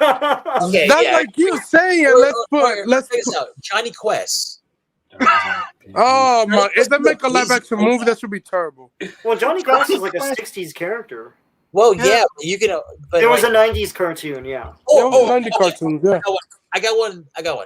Encyclopedia Brown. Oh my god! Oh wow! Really? That's bad. Carmen Sandiego. Carmen Sandiego, yeah. That would be terrible. Do obscure. I mean, let's teach the kids something at least. Like, why don't they do like a league of characters and have like Dora teaming up with like Mr. Rogers, and then they could team up with Captain Planet, and they could do like a Justice League or something. Oh wow! Powerpuff Girls. Mr. Rogers was. Speaking of team up. Why do I get the feeling that the CW Powerpuff Girl show is in like the DC multiverse for some reason, in like the Arrowverse? Probably the same producers, but I don't think it's First the same of all, universe. it's not connected to the. If that shit is connected to the Arrowverse, I'm gonna shoot myself in the leg. DC Comics produces the I'm gonna shoot myself in the leg. Oh my god! Hell no! Like, it's a good feeling. Oh my! I will go to Greymalkin. Or they're gonna build their own universe around it. They're gonna make it like they're gonna bring in Johnny Bravo in and like all those Dex. I bet you. What about Dexter's Laboratories next? Oh my! What about God. Steven Universe? That could be a CW show with all its drama. You know what's next? The next movie is gonna be Ben 10. Yeah. Yeah. No, there are live action movies, but not big ones. Yeah. There is. They made live action stuff. Yeah, there were live action Ben 10 movies. Yeah. But they're cheap, like TV things. Yeah. It's Cartoon Network. The cheapest cost. That costs like $1 million to make. Hey! Cartoon Network started from nothing. They started with just garbage. A bunch of old cartoons, and they built an empire. They're not better than Disney. Oh, Disney. Yeah, I mean Cartoon now. Yeah, I mean Cartoon Network nowadays is just all Teen Titans. Oh, sorry, you were talking. Sorry. No. Disney's the evil empire. You can't beat Disney. Okay, every hero needs their villain, and Disney has been the villain for the last 50 years. I think I might know how to expose Disney. The Disney animated films such as Tarzan and Aladdin and stuff, like the old animated Disney films. I mean, Tarzan. What if I told you that's a movie? They are adaptations of old movies. Yeah, just to let you know. Oh, I mean, I think. But doesn't Tarzan got a live action movie? I forgot what it's called. I think Tarzan's from 1800 and something. So he's a stupid character that talks like a monkey. I mean, we're muting Anthony for a while. Oh my god. Here's the thing. Ever since the live action like Disney movies came out, people were mostly complaining that they're redoing old films and taking away, quote, the magic and not doing anything original. But the thing is, the movies like Aladdin and Mulan are just adaptations of old movies. Like they're all you cannot. I mean, they were produced for animation and they look it, and that's the thing. You're getting rid of a lot of the sequencing and the fun like sight gags and stuff from those cartoon movies, and making these like dour, serious live action things with barely any of the music. Oh, and not to mention, I heard that the Lion King movie in general is actually a ripoff of a Japanese anime film called The White Lion or something like that. I mean, I've heard about that. No, but George of the Jungle. Wait, hold on. Powerpuff is Hanna-Barbera. Almost all of that stuff is. Most of the things that Cartoon Network is famous for are Hanna-Barbera characters. Yeah, and they're all Warner Brothers. Yeah. What were you saying, Marco, about what was the bride? You're talking about the bride with white hair? Oh, I think I think it's called because we own that. Sean, you have Lion that. Anime. Sean and I both have that. It's called Kimba the White Lion. Kimba the White Lion is Lion King. Yeah, is Lion King. Yeah, we know. Yeah. They never acknowledge that. Yeah, it's completely the same thing. Yeah, it aired in the States in the 60s. Yeah, but it's a Japanese show. Avatar's Pocahontas in space. Yeah. Well, bro, the Avatar movie was dog shit. Oh, no, the last the thing about all these the Disney remakes is they're really insulting to your intelligence. You already saw the original one. Yeah. Like they bring you old food and say, "Hey, it's new." Like, no, it's not. This mistakes are like 20 years ago. I mean, to be fair, M. Night Shyamalan's live-action Last Airbender film sort of deviated from the source material. So, I mean, you got like a live-action adaptation that deviates the source material, and then you got a live-action version that still kept the source material with just minor changes. It's just as less cartoonish. Like, you can't... like, people are like disregarding both versions. Hey, can we be easy on M. Night Shyamalan? He's redeemed himself. Okay. I'm so sorry. I'm with sorry. what? What did he redeem himself with? I don't. Split. Okay. Oh wait, he did Split? Yeah. I've heard about that. I just didn't know the director was right. M. Night Shyamalan. Split was awesome, but then he screwed himself again with Glass. Helping or hurting? Okay, I don't know. I gave up on M. Night. Okay. Like, I gave him like 3 chances. I liked the first couple he did, and then it was like one dumpster fire after another. I'm like, I think it's over. It's like, it's over, Johnny. It's over. Just like in Rambo. It's over. It's over. I don't know. I couldn't get into him after. Like, I didn't see Split. I didn't see Glass. I didn't. What else did he make? That's it. The Earth or whatever. The last day of Earth or something. After Earth. How's there After Earth? It's like they're on Earth, aren't they? Oh yeah, he did on After Earth. I remember seeing that film. I remember seeing that film with my dad a long time ago. I mean, I remember getting like a pretty few scares out of it. It was, my father was the biggest M. Night Shyamalan fan. He had to see all of them in the theater, even the garbage ones like The Happening and The Lady in the Water, and he got the DVDs afterwards, even though I didn't go near them with a 10-foot pole. And every time I walked past them in his bookshelf, I had to hold my nose because I couldn't believe he had this garbage on his bookshelf. And he went and saw, and he liked The Last Airbender. Okay. Marvel. So like, After Earth, even he couldn't stand that. He came out, he's like, that was garbage. I'm like, what? And this man loves everything. Like, I said it was garbage like 5 movies ago. And I'm like, what the hell? So that's how bad After Earth is. I think he relies too much on having these little twist endings, but it's like, I don't care about the story I'm watching. It's like, a twist.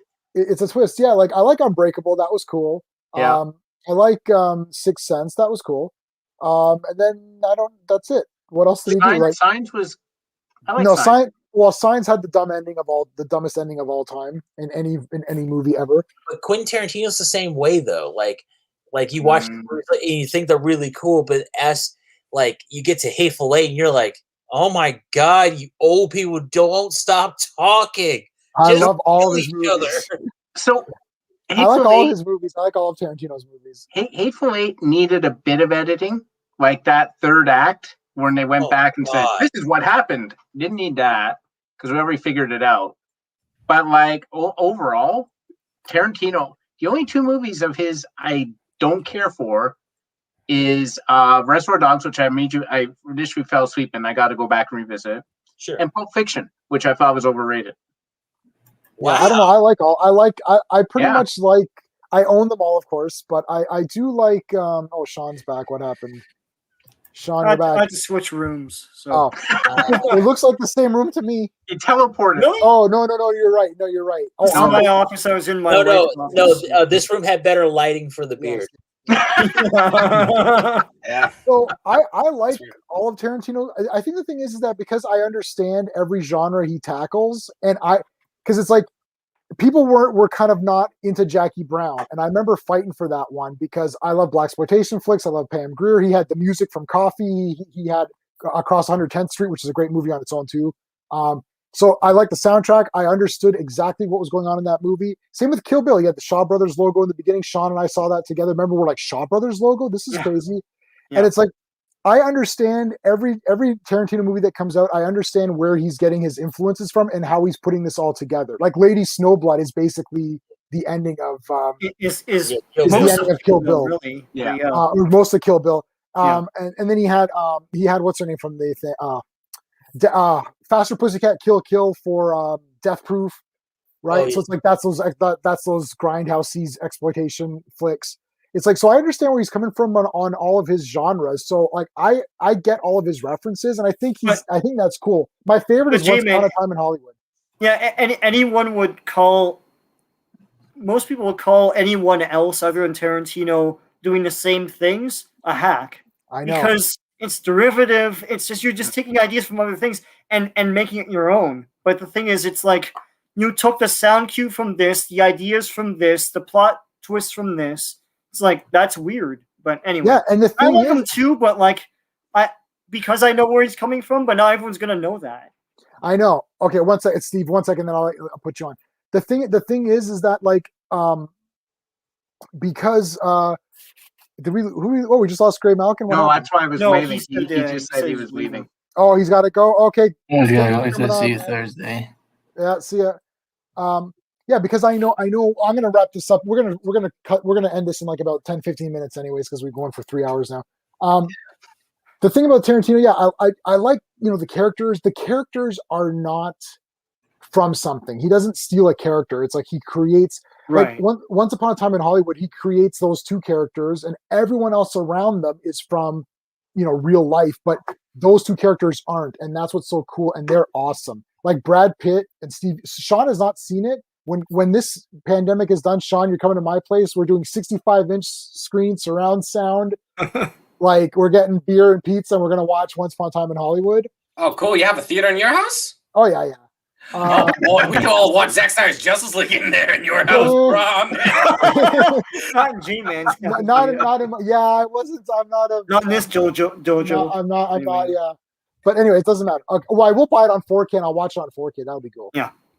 I'm not watching it again off the version I had. I'll wait for the 4K and then I'll watch the proper 4K version. And actually, just on that, did that bother you? It didn't bother me. The full. It didn't bother me. It's made for IMAX. Aspect ratio? Yeah, it didn't bother me. I mean, people are just complaining. I mean, I hear people complaining about the aspect ratio because it just feels random. I mean, they feel like they haven't looked up because you can actually see, they haven't noticed that compared to what you've seen in like cinemas before, you can actually see the top to bottom. It doesn't matter the black spaces. You're just getting like the full picture. And it'll be anamorphic to an extent on the 4K anyways. It might not be on people's TVs depending on how they watch it at home. But it would actually fit an IMAX screen. That was the format. But anyways, yeah. So it's like, that's why I like Tarantino. The characters are so good and the dialogue is awesome. Once Upon a Time in Hollywood is my favorite one for sure. It's not like JJ where he's copying it and doesn't understand why it's good. Right. JJ copies stuff, but he doesn't understand what made it so good in the first place. 8mm was the best. Was the best example of that. Which one, sorry, Sean? 8mm was the best example of that. 8mm, yeah. Oh, no, was it 8mm or was it Super 8? It's Super 8. Super 8. God damn! I understand. I got confused with that Nicolas Cage movie where he's on the chair like. Oh! I know the one you meant. Yeah. No, because he's trying to show that there's a rapport between that creature and the kid, but it's like he just does it with sound cues because that's what E.T. did, but he doesn't build it like it's not earned. It just it's weird. It's stupid.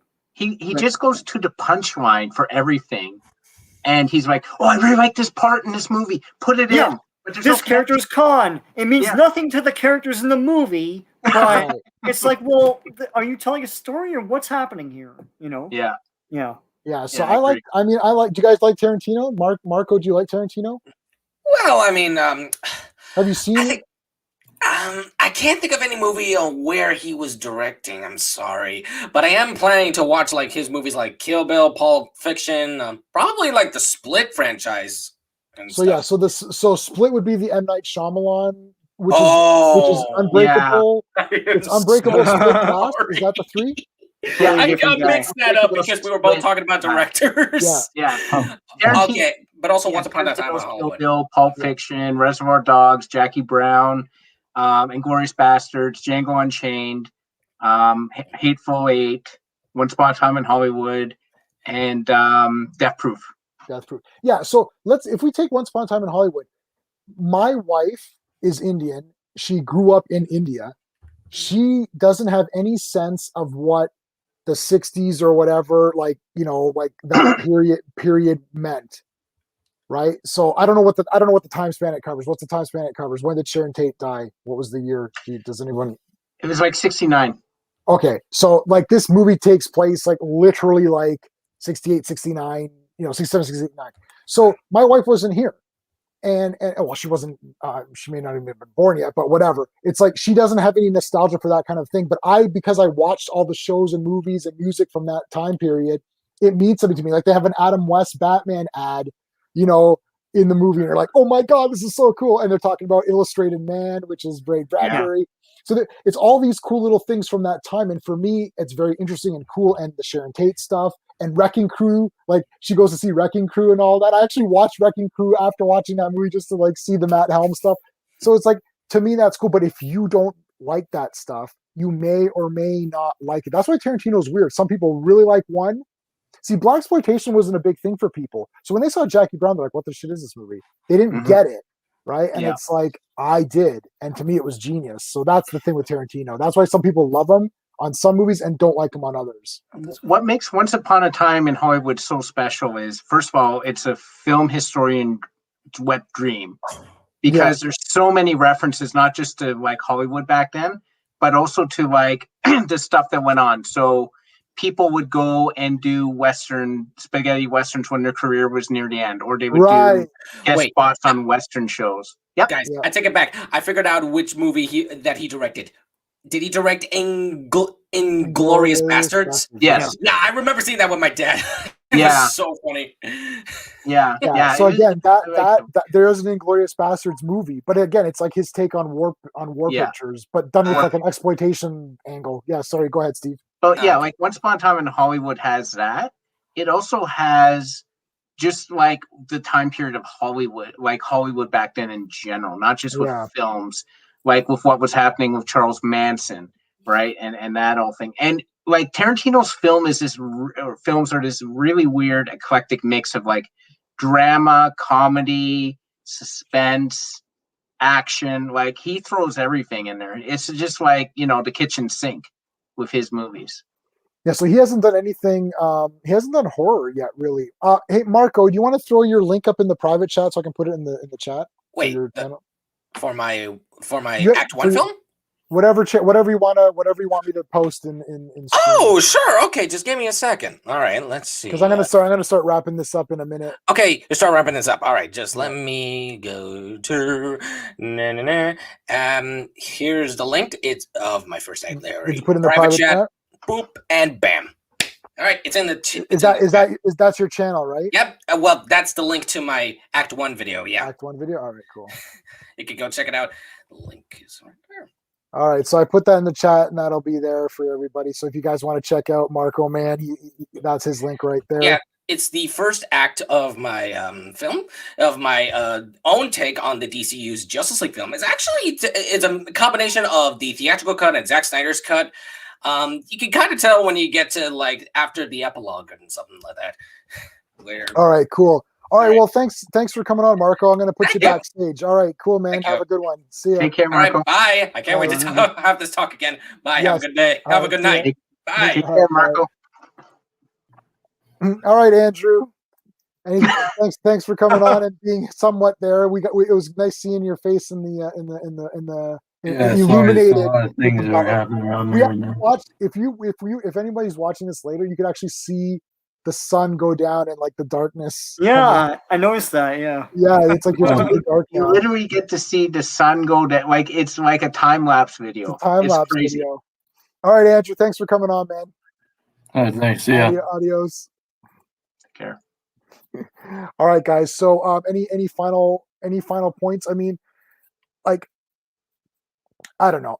I'm kind of weird on this Falcon Winter Soldier thing, to be honest. Like, now it's okay. I get what they're trying to do. I just think that it could have been done better. That's all. I agree. 100%. My only small stupid thing is that what are those tree pads made out of? Because I know it's a dumb TV show logic thing, but it's like the shield is harder than anything because it's vibranium. It can go through concrete, but it can bounce off those tree pads. So why don't you just make a shield out of those bouncy tree pad things to like bounce the shield off of?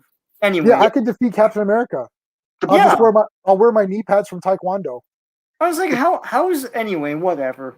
No, it's just a very strange show. It seems like it's got like 17 threads going on, and nothing is satisfactory been expressed at this point, except for maybe 3 or 4. All I've taken away from this is Falcon is great, which I knew coming in. Winter Soldier's looking for redemption, which I could have guessed. Yeah. Baron Zemo's still on his same mission he was in Civil War. Again, like I don't really understand how this has progressed any of the characters. This is just basically saying, here's a story with these characters. A bunch of stuff happens. Nothing really of consequence is arrived to, and continue on your day. That's all I've taken.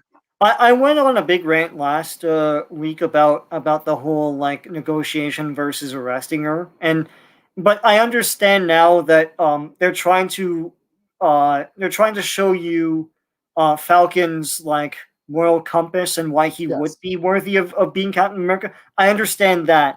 I just feel it's conveyed very clumsily. Yeah. And listen, episodes 3 and 4.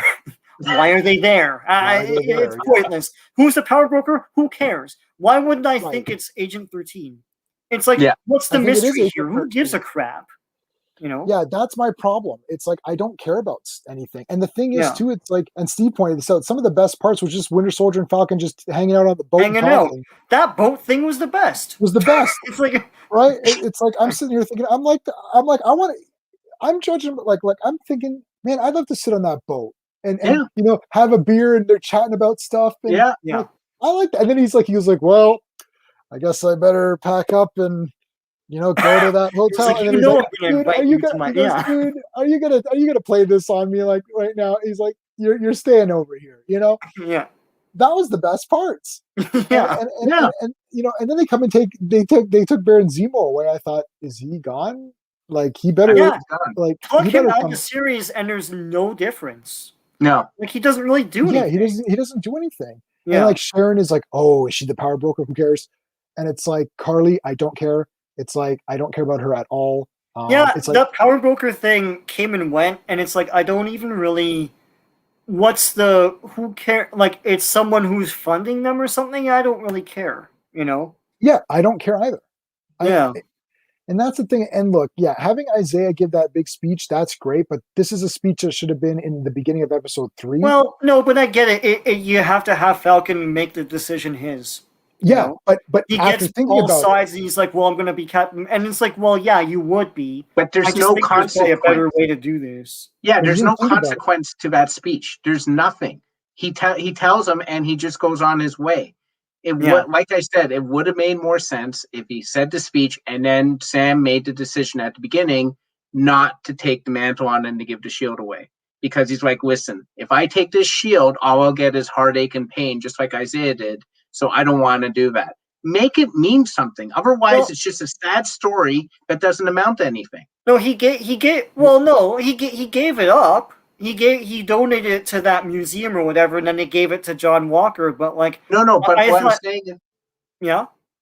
I'm saying is that Isaiah tells him this terrible story about what happened when he was Captain America and what happened, right? And then like Sam goes away. And then he talks, and his sister's like, "Well, you're not going to listen to Isaiah, are you?" And it's like, "Well, no, of course not." Right? Mm-hmm. But I'm like, then why did I have to hear this story from Isaiah? Like, there was no consequence to it. Well, to get the other side. No, I understand why. No. There's always, let's tell the other side. But like, there's no consequence to this. What it should have been is Isaiah told him, and then he made the decision at the beginning, at the news conference, not to take on the mantle. He gives the shield back. That would have said to give more weight to his decision. What he said. Yeah. So why do you think that story? And he's like, okay. Why do you think he gave it up in the first place? Simply because I got the impression in the beginning of the series he gave it up because he felt he couldn't live up to Steve Rogers. Yeah. Not necessarily because he didn't feel that a Black Captain America would be accepted. No, hold on. What I'm saying is it's slightly different than Steve's. I'm saying the Isaiah scene should have been in episode 3 in the beginning, so that Yeah. Because Sam gave it up. Make and it then, better. Right. And and then Isaiah's like, you were right to give it up. Because nobody could, no black man can be Captain America. And then he thinks about that, and as he thinks, he starts to see that someone that right. Because here's what happens. It gives that revelation room to breathe in the character. It makes more sense. No, listen, I stand by this. Episodes 3 and 4 are a shit show. I don't know how the hell they passed like draft after draft. They should have been drastically different and further the plot of that show. They don't. And whether you agree with where I put it or where J-Man put it, the problem is that either would have been a better alternative than what we got, which is where it's basically seemed like he heard this story, he told it to his sister. His sister's like, "You're not going to listen to that," and it's over. And I'm like, they're hitting plot points for the inevitable. We know that he's going to be Captain America with the Falcon thing. We know that John Walker's going to turn bad. Blah blah blah. But none of it seems earned. It all just seems like they're hitting their marks. Exactly. But it could have been with the 6 episodes they had. With that real estate, they could have done that.